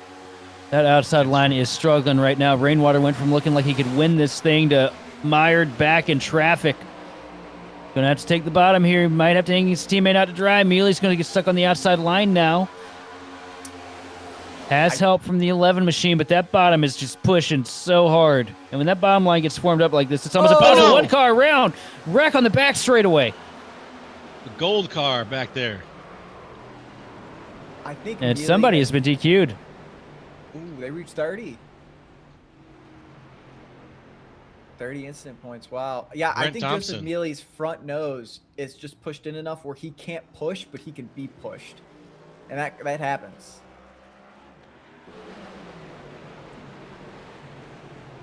And how about this? The Daytona 500 going to come down to a 10-lap dash to the finish. I better get some throat lozenges ready because this one's going to hurt. Right there, just missed time push. Team cars trying to work together to make something happen. Oh. That's the unexpected part of play track racing. That can happen anytime, anywhere, and you just don't expect it. Yeah, I'll tell you check what, on the first half there. the first half of this afternoon was so good for the Rat Fink cars, and the second half is just unfortunately kind of matched the name.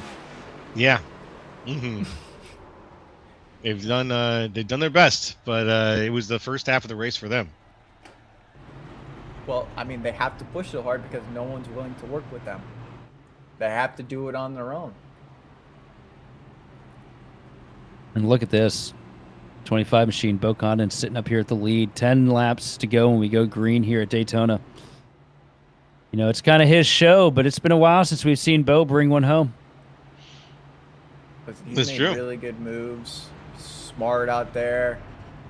Kind of timing the runs. I like it. I mean, On top of it, somebody that, you know, if you're in the pack and you don't have an opportunity to win it, you know, if you're stuck, you know, you're going to push one lane. I mean, you kind of got to go for Bo. You know, Bo's one of the nicest people that you'll meet out here on this grid. Absolutely, he is truly, and he qualified in the top 10. He was locked and loaded for Daytona today. I think Bo Condon was in a position to do really well, and he raced in the top 10 for a while, so I think things are looking pretty good. It's been a quiet night for him tonight, too. You know, we've only talked about him a handful of times. He's been kind of just lurking, sitting there waiting, timing a strike. And it's like he may have himself in a great position. It's just going to come down to these restarts and how well the opposite lane surges. and I think that's where the issue's been on the restarts is they're trying to figure out the timing of it. And you have a lot of cars with nose damage who can be pushed, but they can't push. And you're kind of seeing that towards the end here. Rainwater could not push his teammate, but his teammate could push Rainwater. So it's that double-edged sword again, where do I go and fix the damage and go to the back and try to work my way through the front, or do I just kind of manage what I have? Also, look who's sitting in third right now. Ooh, Stage 1 winner. Stage 1 winners. Out of that 5 machine. Can he pull a repeat Colton move Tutt, here? Colton Tutt. It's been Think a he can great do night for him. Yeah, I think he can do the same thing here, where he's just sort of rides in that spot, that third place, fourth place spot, until it's time to move around the people fighting ahead of him. I'll tell you what, that stage win came down to an aggressive last-second move for that 5 machine. And, well, I think he might just go on ahead and pull the repeat. That's my thinking. But it's too early to say, too. All these guys that we're talking about right now could be upside down into the catch fence by the time we make that turn 4 once they crack them open. And so here's the thing, right? Leading at this point is terrifying because you're trying to figure out who your true friends are and who is just kind of riding with you because you work well together. You know that move is coming, and you can kind of see them start figuring out time and runs with a couple laps to go, and it's nerve-wracking, right? Like you don't want to lead on the last lap, but you do want to lead on the last lap because you kind of hope they take each other out with the moves, but you know that you're going to get doored, you're going to get pushed, you're going to get everything, and you can't block 3 lanes. You can try, but you're probably going to get turned. So the best place to be is that second or third car, kind of is just the nature of the beast.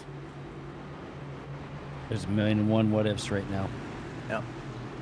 The lights out on the iRacing pace car as it works down the back straightaway here. And each one of these drivers just absolute head case right now behind the wheel, trying to figure out how they're going to, you know, if you're Bo, you're trying to figure out all the blocks you need to pull here, who you need to hold behind you, who you need to trust to work with, not to hang you out to dry. If you're the rest of these guys, you have one goal in mind. That's how to figure out how to get your car from where it is right now into the position that 25 machine is at the checkered flag. And it's all situational. It's basically random number generation at this point as to how it's going to work out for you.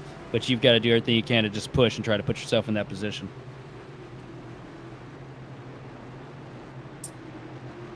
How many more cautions? 2 at the most. I said 2 as well. Something like that. I'll take that. I'll take those odds as we come down to the line here. The lights are off on the pace car again, as mentioned. So we're going to get things going here, folks. Thanks for tuning in for this race. If you watched the whole thing, oh, man, really appreciate having you out here. And if you just tuned in for the end, well, you came here at a good time. It's been an exciting race, and we're going to see just how things can wrap up here on the Universal Motorsports Tour Daytona 500. Looking for the restart zone. There we go. We are green yet again, and here we go. Condon gets a good launch there. That outside line gets kind of hung out. A lot of help from behind from the 5 machine of Tut, but Tut's starting to hold back a little bit here in a 1, maybe trying to plot a move coming out of 2. Man, they're moving around a lot. Yeah. Also, A lot of wiggling.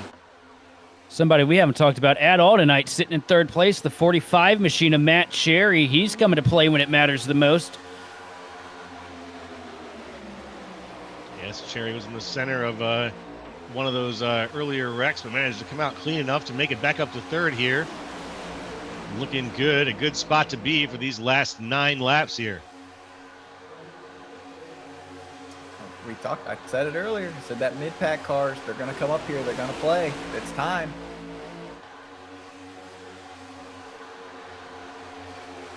There you have it. Cherry actually started this race down 1. He started this race in 2nd. So he's in familiar territory right now. And he just wants to maybe get back up to there or better before the end. But look who's that on the outside right now, charging forward. It's Nicholas Caldwell. And Caldwell with a huge head of steam here. A lot of help from behind. Going to get down to the bottom, clear, throw the block on the 25 of Condon. But look at this, now up at the top. We talked about him so much earlier in the night. The 17 machine of Ryan Chapman. Finally back up to the front when it matters the most. Huge shoves from behind from the 7 car. And he's going to clear for the lead. And I got to say, man, I think that Matt Garrett might be the best pusher out here because that's 2 cars that have gotten to the front because of him. And now Matt Garrett with an opportunity. He's going to dive down to the bottom. Look at that move. That's just precision right there. Now you have Caldwell, Chapman, and Garrett. That's a triple combo that's going to be deadly to beat. I mean, all those guys can push a little bit. Condon.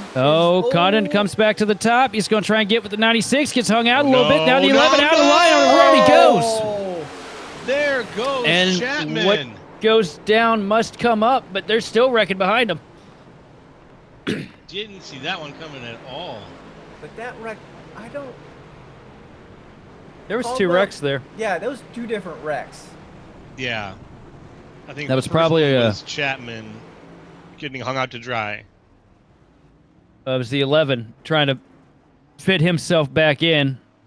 Yeah. And I think the checkup that ensued off of that slide is what caused the big one. Mhm. See Watch right what here. happens. Condon goes up to the top. Here comes the 11. Throws a block. Tries to dive back. And right there, he hesitated. Mhm. Trying to block the 5 of Tut. Just for a split second. And this right here, this is just reactionary. It's a domino effect here. Nobody's lifting. You can't lift at this point. If you lift, you're not going to win. Yeah. Butterfly flapped its wings and Right there, there's the one side slide. of the world and there's a tsunami Oh, in no. Japan. Hang on. That might have just been... I think that was just bumper hook on the outside.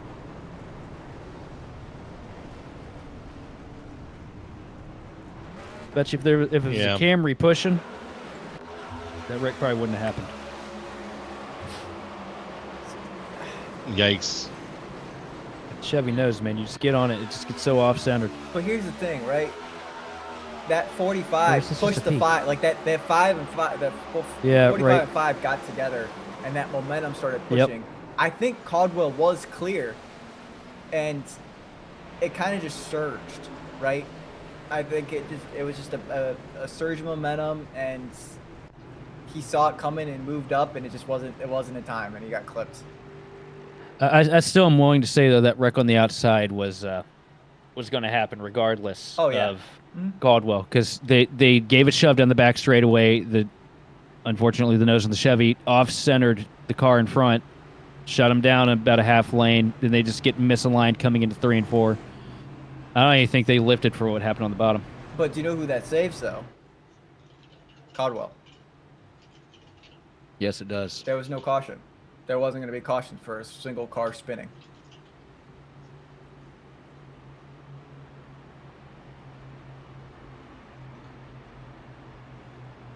Sounds like Everybody is getting ready for what's going to be 3 laps of racing here at the very end. A proper shootout for the end of the Daytona 500. Now, do we get that second caution going to overtime? And if we go into overtime, what's everybody's fuel window looking like? Oh, those are all excellent questions. People have timed it out here. So there Well- could be a way that it plays out. It could be not good for several people. I'm clutching here if I'm anybody, right? Oh, yeah. Under caution, you want to clutch at a plate track anyways, because the more fuel you save, the better you are. I don't know how many green white checkers we have. I didn't see that. Yeah, I don't see it. I think it's a standard 3. Is it 3? So if it's 3, I right? think so. I'm clutching under all of them because it's gonna be close. Especially if you took 9-1 in lefts, it's gonna be even closer because that 9-1 in lefts puts you at exactly the window you want to be. So Got the info right here. Do not see the green white checker count, so we will green white checker count, so we will get that fixed in the future. Was that Rocky Boyd with the overall fastest lap that I just Yeah. saw there? he beat my time. Oh, Rocky Boyd mentioned. Let's go. All right. Woo, that is fast. You want to talk about aggressive drivers in the super Oh, speedway? You look up Rocky. aggression, and Rocky Boyd's picture is right next to it. Rocky is And he has been like that yeah. as long as I've been on the service. Oh, I mean, if you want to go to the front, follow Rocky, but she's so hard to work with because he's so sporadic in his moves. And Yeah, I've tried following him at Daytona. I can work with Levine. I can work with Tommy. I cannot work with Rocky. yeah, like I you don't want to know talk where about he's going. sporadic drivers, right? Like sporadic but good in a way. Levine, Roman, Tommy, myself, Sean, Joseph, Benefield, Heitman, Gitter, right? All those guys that we're naming, great plate track racers, high the name- IQ, but The name what? The name Rocky fits him though. It does. Squirrel. well- I used to call him Squirrel because Rocky the Squirrel, Rocky Yeah. and Bullwinkle. Yeah. And it was squirrely. He was always making little squirrely moves. It's like last second, oh, yep, we're going here. Nope, we're there. It's like, bam, short-term attention span, but it works for him. Him and Caden Dietrich, I think I got that name right, are fun to watch together to play track because they'll go from the back to the front in like Oh, yeah. 2 to 3 laps, and they don't care who they upset or what they do to do it. And sometimes that's pretty exciting to watch, but when you're in the field with them, it's something here. So I think you're going to see some big moves here from these front 4. I think you want to see the 96 try to push the 17 out front. But Mealy's kind of sitting there in the catbird seat on the outside line. The outside line has not gotten good restarts though, so No. I don't know. We know who else is out there on the outside line is Chapman, who has been a fantastic driver tonight in terms of resiliency and making his way back up. So I think there's a very good chance that Chapman here with Garrett will be a good 1-2 punch. We'll see if it ends up being Garrett pushing Chapman or the other way around. But Garrett's got a great launch here with just get 3 too laps far to out. go on the Daytona 500. And you don't want to 4 get laps too to go. far out. Garrett got a good launch there. You don't want Bo to be able to get to your outside here, and it looks like he's going to be clear of the outside lane. Does he take the bait? No, Condon stays in line with the 7 machine, pushing the spaceman up to the front. 1 and 2 side by side. Aggressive pushes though. Absolutely. I mean, they know what's on the line here. $250 for this win. Who's going to have the payday? The 45 machine sends it up to the top. Matt Cherry trying to make something happen into 3 and 4. Lots of help from behind from the 17 machine of Chapman. Chapman all over the bumper, off-centering to keep those temps cool. That was a picture-perfect push. And look in the who's center of the back corner. here. Michael Zuber is back in the top 5 as well after stopping outside of pit lane for a little bit and making his way back through the entire field. He's back in 5th. Remember, Zuber's led a bunch of laps here when we were in the fuel-saving cycle at the beginning of this stage. Had the front of the field on lockdown, but the outside lane starting to struggle a little bit. Great push from Bocon and going to push the 7 Machine out to the front, but only for a second. Here comes the outside line now. 4 cars deep, all locking bumpers. It's going to push Matt Cherry to the point, and here comes the hangout. The 17 Machine goes down to the apron, up to the wall in heavy contact with the 45 of Cherry. No! Oh, so unfortunate. There's my second caution. There it is, brother. There it is. I thought we had it. We were doing all right for a little bit there, but this race is going to go to a green-white checkered finish, and we've got attempt 1 of 3 on its way. This right here, I gotta put this on Matt Cherry. Now I know what he's trying to do. He wants to hold the lead, but 17 dives down, had the momentum. That little half second they were broken off each other, put the nose in front. And it was just too late of a block here for Cherry. If he wanted to make that work, he should have ducked down just a little bit sooner. And that's just one of those missed times. That's one of those, millisecond mistakes that compounds into something significantly larger. Listen, I couldn't agree more. I was going to say the same thing. I think Chapman made the move because how hot they were. I mean, they locked bumpers for 2 corners and a straightaway. You have to give air. Right, and Chapman's like, I'm gonna move down for the position and for the air, and I just think it was too late of a move by Cherry that just ultimately collected a couple more cars. And it's also, there's a Daytona 500 win on the line too. You can't lift, you can't cut any brakes anymore. That went out the window 10 laps ago. Yeah. The pay window is literally open now. You've got to get yourself up there to the lead at any cost. No, I agree. I mean, this is the point where you don't lift. You're in the pay window, and you have to do what you have to do. I'm not saying wreck anybody, right? But if low probability move to high probability move, if Cherry would have went down a little bit earlier, I don't think Chapman would have had the chance to get down there. I think Cherry would have slowed down just enough that it would have cut that off, and Chapman would have had to stay high. In the famous words of Ayrton Senna, if whole, then car. At least the philosophy, not exact words. It's what we've all summarized it as over the years. I mean, look, Daytona 500 win, $250. Roger, I'd wreck you and your entire family. Yeah. Yeah. No, and I know it would be the same way. I can't say anything wrong. It's $250. It's Daytona. It's just one of those tracks, right? You want to win here. It doesn't matter if it's a league race, a hosted race, anything like that. It's a Daytona 500. It's something to put on your achievement list on iRacing. I wanted it to Daytona 500. And sure, the $250 is nice, but I wanted Daytona 500. If you are a NASCAR fan, this is Grand LeGrand. Look, not a single driver in this field has sat here for 3.5 hours to come home 15th when they could have won. Yep.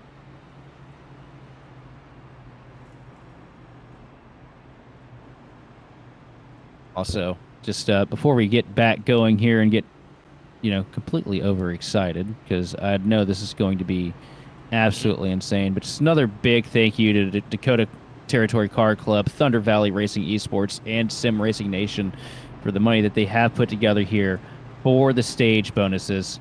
Excellent sponsorship from everybody on board, and what a ride it has been to cover this Daytona 500. I mean, Joe, I know I'm having fun. How about you, buddy? I'm having a blast, my man. It's been largely thanks to the drivers and the major thanks to the organizers who put it all together, and to the sponsors. And I'm hoping that we do some good. It sounds like we're doing some good for some charities out there too. Champions of Hope, Mania Club, both involved with this race as well. And I have been, I'm just waiting to see who's going to win this one. We've had so many lead changes. We got so many powerful drivers up toward the front. I think anything could happen. Yeah, it's not over. It's definitely not over. I think. Oh no. Clapper's back in it, right? He's been in a couple wrecks. He's got semi-clean car. I mean, A lot of these cars aren't clean. Some of them are semi-clean. We'll call it that. Some front nose damage, but got Tut in 7th. Clapper right there with them. Rainwater's back in it. Caldwell, look at him, back already up here. It's gonna get aggressive. Gonna get well, more aggressive. I think you're gonna see offset pushes. I think the 63 is having the most fun out of everybody here. Yeah. I think you're right. Whiskey's out here singing "Going the Distance." He's going for speed. All alone. Yep. Those are exactly the words that just came out of his mouth. Yes. We just heard that in the driver's chat too. Love a good cake reference.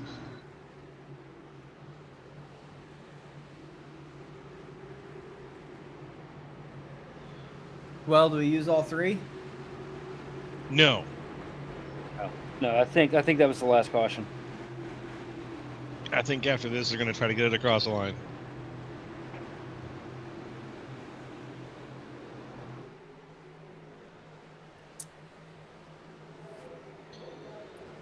But let's see.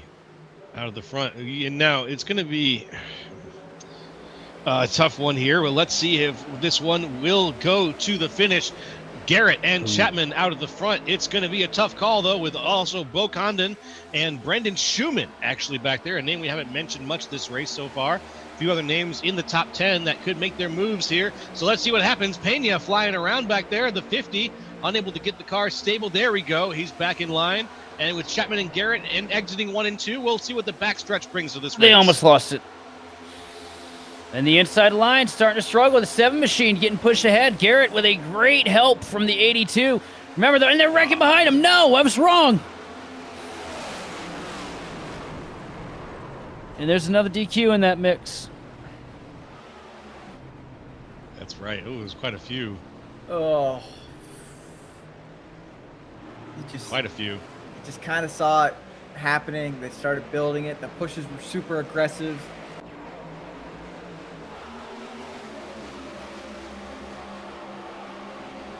We'll see. They're trying to make a 3rd lane. A little bit of checkup, a little bit of mistake behind. 11, absolutely destroyed. Yeah. Oh, Good man. contact for the 41 there as we followed him along through the wreck. Man, look at that. I got dizzy there. Yeah. Or with Walton. Oh. Ooh. Situation like that, there's nothing you can do. You got a car riding on your bumper coming into it. You lift, he's going to run you over and push you into it. You put your foot down, you're going to go into it anyway.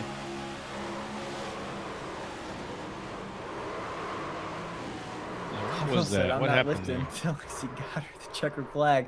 He kept his foot in it. He tried to make it through that. He did. Did his best. And so did everyone else. But unfortunately, you know, Lady Victory is only going to smile on one driver tonight. Survive, optional.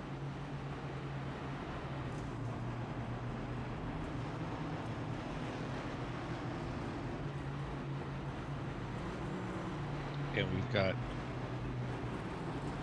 Yeah, Rainwater makes his way back up. I wonder if he took tires. He's going to be good on fuel. He's probably not clutching. He's nothing like that. He's good to go. So 7 laps ago? Yeah. He ain't got to worry about anything aside from holding that pedal to the right all the way to the floorboard. That's right. Just keep it down. Just got to keep it down.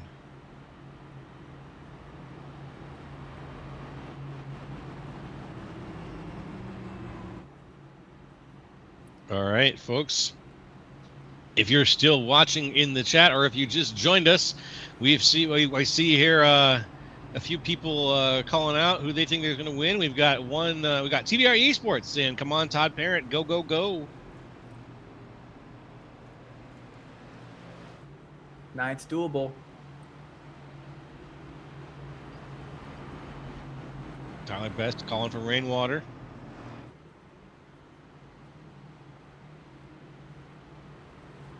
We got Schumann up here at the front. We haven't talked about him a whole lot in the 52 machine. Been kind of mired, got caught in a little bit of an incident earlier on tonight. Now he's got an opportunity to bring home the 500. Right behind him, you got Michael Garrett. A lot of right front fender damage to that 7 machine, but it doesn't look like it's hurt him any because he was bad fast getting pushed there earlier. And look at this. Clapper up to 3rd. Haven't mentioned a word about him all night in that 53 hot rod. Just look at the damage on the right front of Garrett's MTV Chevrolet.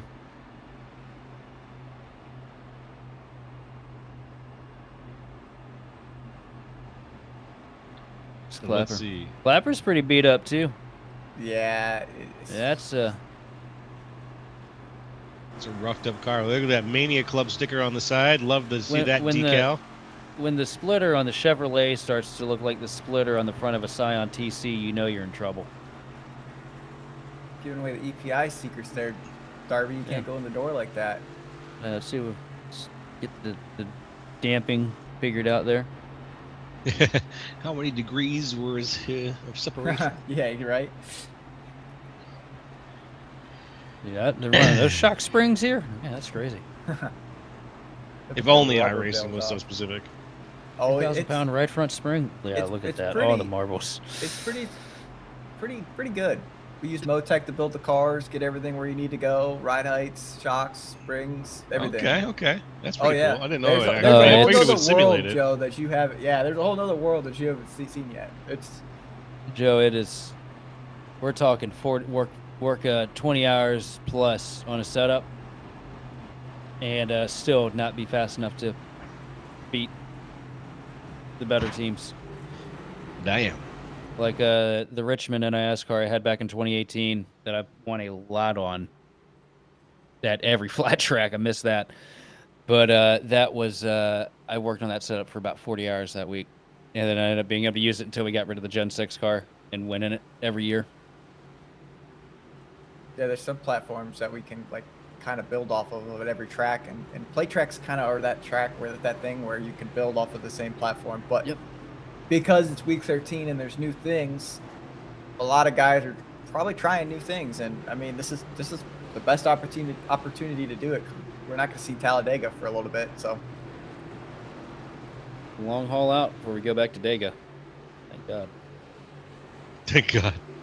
Well, I mean, man, the double dose of Daytona and Atlanta at the beginning of the season. I'm glad we're back to track, so I got to use that pedal in the middle. yeah, I agree. I mean, I love Daytona and Atlanta, right? But it's nice to lift and coast and have to use some wheel. Field works into the restart zone here for the first green-white checker of the night. A quick grab of the gas for the machine of Schumann. See Clapper all over the back bumper, trying to push him up to the point, and more so just trying to survive here, but taking a peek to the bottom. Here comes rainwater. Door gets shut in his face. And the machine of Clapper. Now here comes Garrett up to the top. Lots of help from behind from the 17 machine. Kind of just Can they gave make a it? shot from the back to rainwater. Oh man, that was massive. Oh yeah, Bo's anticipating getting out here, maybe stealing off that top line and making a charge to the front himself. Rainwater gets Probably feels clear. like he got robbed having the lead earlier. Let's work out 3 and 4 here to take the white flag lap. Don't get too hot, fellas. They're locked. Here we go.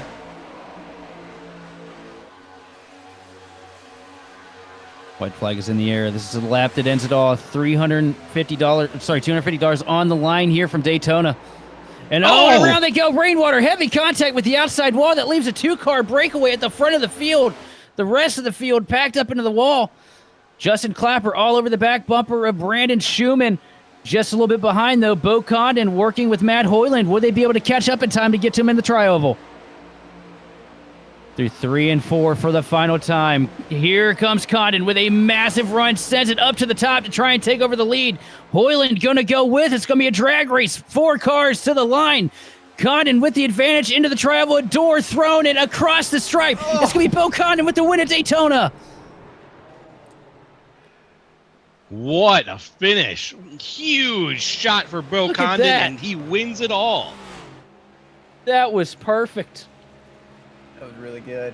I mean, That you see the sparks flying off the car. The right front is completely gone. He took it Watch to the this. win, man. That was great. Look at this run. Look at this build up. Tandem drafting at its finest. Just that separation, pull in the air, times it perfect. He didn't have the 44 behind him, but it didn't matter. The side draft helps here. Just the momentum. What that is Bo built a 207 lap car for this race because it's done now. Look at that, though. Incredible. And there's the fireworks at Daytona. It's like is the entire hub gone on the 25? Like the whole wheel? Because I no, did it's not. just locked up. It's just locked. It's just locked up. All right. Yep. Yeah, it's well, you know, it's gonna make it through tech already, Bo. But I like I like your enthusiasm as you see him burn it down here on the front straightaway. Yeah, good luck on that transition. You got to do it on the flat, buddy. Wow. What a drive here. 9 laps led for Bo Condon. And the only one that really mattered was that last one, which brought it all home. He only led the lap for a couple of feet there. And it was only those couple of feet that really did it all. But what Look a at that. finish. Just gonna put an Earnhardt 3 there in the middle of the Daytona grass. Yeah, that's fitting. Well, that's good. Oh, now he's just going off script. What a finish indeed. Fantastic work out of Bo Condon there, and to all of the drivers who got to the end there. You guys raced an incredible race, really hard fought from so many different names across the field. I'm sure that we're going to account for them as we go through and break down the unofficial race results here. Fastest lap of the race went to Tyler Waltz with a 45.647, ripping around this track. But the first place finish goes to Bo Condon. Second place goes to Brendan Schumann. Third, Justin Clapper. Fourth, Matt Hoyland. Fifth, Todd Parent. Sixth, Michael Zuber. Seventh, Chris Susky. Eighth, Colton Tutt. Ninth was George Jewell. And 10th was Ryan Chapman. Coming up in 11th place is going to be Mark Holloway with Anthony Harden in 12th. 13th going to Matt Garrett with Noah Rainwater coming up 14th after being in 3rd on the final lap. 15th goes to Joseph Mealy with 16th going to the machine of Tristan Pina, followed by Robert Walton, Tom Ringer, Nicholas Caldwell, and Joshua Corner ran out the top 20. Yeah, 21st could be Sean Giroux with Matt Cherry in 22nd. 23rd, Brian Zinn. 24th, Chase Leahy. 25th would be Victor Etheridge in 26th. Tyler Waltz with Damian Neeson in 27th. 28th would be Brent Thompson. 29th, Josh Wren. And 30th would be Derek Tyndall. And let's finish things off in the field with Sean Garrett, Shane Fleming, and Bobby Roden. Also, Tyler Waltz setting the fast lap of the night with a 45.669. It's sorry, not just the fast lap, but Sheldon's Super Duper Fast Guy Award of the race goes to Tyler Waltz with a blistering lap here from Daytona. But Joe, I'm going to hand it to you because I think it's time we start getting people up in here to interview, eh? I like this plan. And let's go ahead and see who we've got waiting to talk to us right now. First things first, it's Justin Clapper, who's going to be talking to our man up here in the booth, Roger Pierce. Hey, Justin, it's Roger. You got a copy? Sure do, man. Hey, first off, great event you guys put on. It's awesome to call. Tell me about your race. Tell me about your stages, strategy-wise. Let's hear it. Man, what a roller coaster of a night. I felt like we kind of hung around in that like 12th to 17th place range there for most of the night, really just trying to play the fuel conservation game and hung out with the guys in there in the pub talk channels, you know, kind of making friends throughout. And we really just wanted to have the focus of making it to the end Never really thought we had a shot at a podium until that last green white checker, and was able to kind of link up with Brandon Schumann there. And I told him, I'm pushing you to the promised land no matter what happens here. So, man, what a fun race that was. Super thrilled to make it to the end of that thing. There was some hairy and scary wrecks to avoid, but we got it there to the end, and I'll take a P3 after all that. Hey man, I called it early. I said 12th to 17th, around there. Like, you'll see them start moving up here at the end when the pay window opens, and you just proved it, right? You hang in there, you had a good strategy, you were counting on fuel, and you made friends. And that's what mattered. That's what got you here to the end. Any friends, family, sponsors you want to thank? Yeah, man. Shout out to Mania Club and Champions of Hope Foundation. The reason we're all here tonight, donating to a great cause, raising money for pediatric cancer research. You can donate today at mcchamps.org. And to my lovely fiance for hanging out with the kids while I go ahead and do this for about the last 4 hours or so. So a huge shout out to her as well. Hey man, well, you did an excellent job. That was really fun to call, and looking forward to more. Thanks, man. It looked awesome for what I could see tonight. Can't wait to go back and watch it. All right, that's Justin Clapper. He finished third tonight. And we're going to pass things over to Sheldon, who's going to talk to second place. Take it away, Sheldon. And sitting here with our P2 finisher on the evening. Looked like they had the race kind of locked up, but a late dash from Bo Condon kind of changed the story. But Brandon, talk me through it, man. How are you feeling right now? Because I know how painful that finish is coming to the line like that. It's painful, but you know what? I'm not mad about it. It's just racing. Sometimes those moves are made. You got to anticipate them, and honestly, I didn't anticipate it. I didn't block the run like I should have, but you know what? Finishing P2, I can't be mad at the finish. So after 3.5 hours of race time itself, a little bit of change added onto that, the hour of practice before and all the anticipation coming into this race tonight. What are you doing next today? I'm probably going to stand up and probably watch the race, because let me just say, my cheeks are absolutely killing me right now. Honestly, I think all of us could agree with that, because about the same thing. I've been shifting for like the past 30 minutes now. It's starting to get to me too, but congratulations on the podium finish here tonight. You ran a great race, a bit of up and down, Just talk me through the strategies that you went through this afternoon, because we didn't talk about you for a good percentage of the night, and we get into those last 10 laps when the pay window was opening up, and boom, you're right there. Yeah, I qualified up front. I didn't qualify how I wanted to, but I still had a top 10 qualifying effort. And then late in stage one, I think just before the pit stops, it just seemed like there was just a lot of checking up, and I got sent straight to the back, so I was kind of just shuffled through, and from there I got involved in a good couple of wrecks. Some of them not so bad, some of them little dinks, some of them were a little heavier, and then one point I had 1:30 of damage. Got it all fixed, and then later on I just said, I gotta save. There was a couple times I lost the draft just before green flag pit stops, and I pitted early and got lucky and got saved with either a caution or just coming up to the right pack whenever I was just on my own. Well, Brandon, congratulations on the second place finish here tonight. Who all do you want to thank and shout out for this performance? First off, I want to thank my sponsor, Premier and 180 Flood Drives. They always make great setups for me in the Open Series.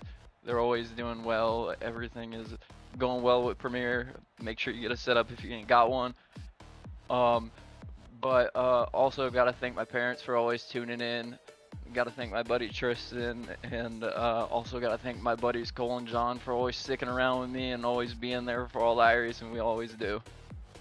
Well, thanks for coming up here and talking to us, Brandon. And I'm about to hand it on over to Joe LaCastro with the man behind the whole thing, as well as the race winner here tonight, Bo Condon. All right.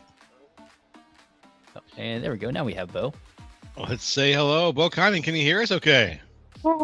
I can hear you, boys. How are you doing? No, I'm doing good, but probably not as good as you after that last lap of the race. I want you to walk me through basically every second of that last lap, because you must have had that lined up for at least a lap or two, thinking, I'm going to hang out here and I'm going to use this speed and make the patch. I'm not going to tell you what you did. You tell me what you were thinking. I'm going to keep it a buck with you. I'm legally blind for that last lap. I have no idea what's happening. I completely blacked out. I had my teammate Matt Hoyland behind me. Once that wreck happened, it was just kind of like, well, I ain't lifting. That's silly. And sure enough, Matt and I were able to stick together, and I knew we had the separation from our alliance members at MPM Motorsports, Clapp and Schumann. And sure enough, I'm like, well, son of a bugger, I think I've got enough run. I'm going to go to the outside and do something with it. And once that happened, I don't know, it was checkers or wreckers. I didn't care. Well, you know what? It ended up being checkers, my man. You had a great finish there, came down and secured the bag very, very well. And we talked about you a couple times during the night. You qualified well during the top 10. You were hovering around up there you avoided all the stuff that was going on during the course of this race. As the organizer of this race, now I get to ask you unique questions. How do you feel about the race from an organizer's point of view? Give us the honest dope here. How do you feel? You know what? I had a couple of them spin in front of me, but I had a lot more of them spin behind me. So that was real good, just super speedway luck that kept me up front most of the race. I feel bad because I botched one of the restarts later in the race, and that kind of caused a big one for Chase Leahy and a couple other Clapper and a couple other guys behind me, and I hated that for them. Ultimately, as an organizer, I thought that this was one of the better Daytona 500s I've ever been a part of. For us to have this many cars finishing with only one fast repair in the bag is quite impressive, I think, and testament to a lot of these guys keeping their cool, because you're white knuckling, you're tense on the wheel the whole event. And it's easy to make a mistake, and it's even easier to get upset and stop caring. And I feel like the majority of the field cared throughout this event. They kept in check. They kept in mind that this is for the Champions of Hope Foundation. Ultimately, this is all of our UMT events, our charity races.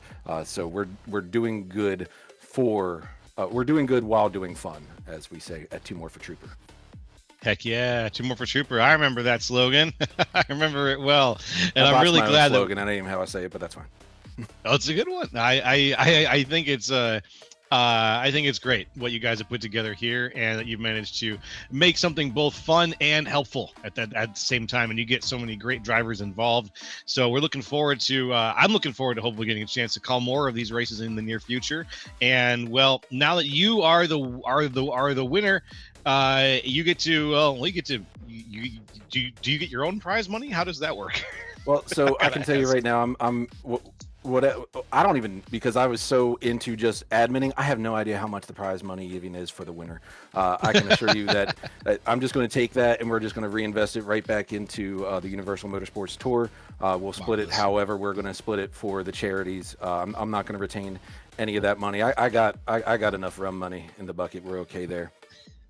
Rum money. All right, my man. Well, that sounds good. Hopefully you get to use some of that rum fun today, and you get to enjoy celebrating a great Daytona 500 victory with your friends and family. Now, who are you shouting out to for this victory? Well, bear with me here. It's a long list because you see, I've been doing this iRacing thing since 2021, and this is the first time I've ever been to Victory Lane in a full-on sanctioned event. So I got to immediately thank the eNASCAR Hellraiser NASCAR Heat 5 League back in 2020 during the pandemic, because meeting Justin Clapper and that group of guys is what brought us all here and what created all of these leagues. Shout out to all of the original Thunderclap drivers that were in this race today. It was great seeing some of those guys back and running with them. Just kind of like old memories in that regard. But I got to thank this event sponsors in particular: Dakota Territory Club, TVR Esports, Sim Racing Nation. Thank you all for donating to the stages and getting this event well covered, because it's going to be an exciting watch through, I think, at least for me. I got to thank you to the team at Champions of Hope Foundation and all the work that they do, and to all of the charities for all of the good work that they do in this world. I will thank my sponsors. I'll thank RL Productions, which is me. Hot Dog, we finally just went ahead and put a little money back into our racing team right over at D&Q Racing. Shout out to all my teammates at D&Q, Matt Hoyland, Damian Neeson, to Justin Clapper, Chase Leahy, my co-founders of the UMT, to my beautiful daughter for believing in me when I money shift at a restart anyway, and to my absolutely smoking hot, beautiful wife for letting me go down into the man cave and go vroom vroom with a little bit of rum and a whole lot of fun, because we are going our way to Tortuga because the night has just begun, boys. Yes, all the way to Tortuga. Well, we'll know where all the rum's gone. If we have anybody to ask, it's going to go straight to Bo Condon after that win. Bo, thank you for coming up in the booth and injecting some life up in here and bringing us that victory. And we hope to see you up in Victory Lane again, man. Congrats on your first officially sanctioned victory. Thank you, boys, and thank you to Grid Vision for all the hard work you do. And real quick, just a pivot, thank you to Brandon Schumann, Crossfire, for being real cool about the end of that race. Like I told him, I blacked out, and we were, checkers of records. He's a good friend and a great dog with that. And you can believe that he drives completely with his hands. He doesn't use his feet at all. Absolutely amazing stuff on his part. Yeah, you just ask him about it.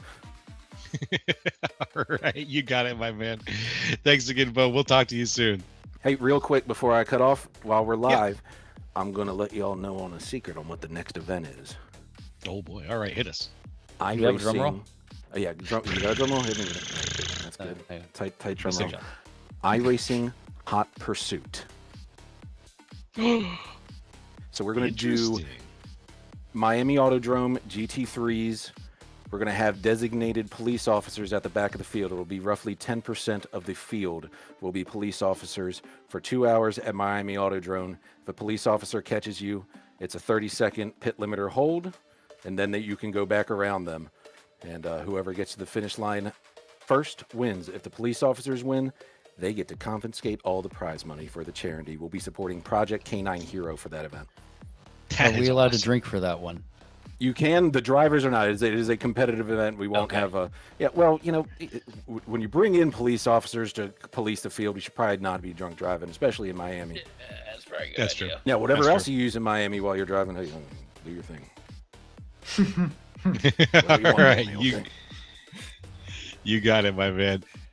And we will talk to you real soon. Thanks for that update and that little secret tip there, the secret reveal. Now it's not a secret anymore that we are going to Miami and we're going to have Hot Pursuit here with the Universal Motorsports Tour.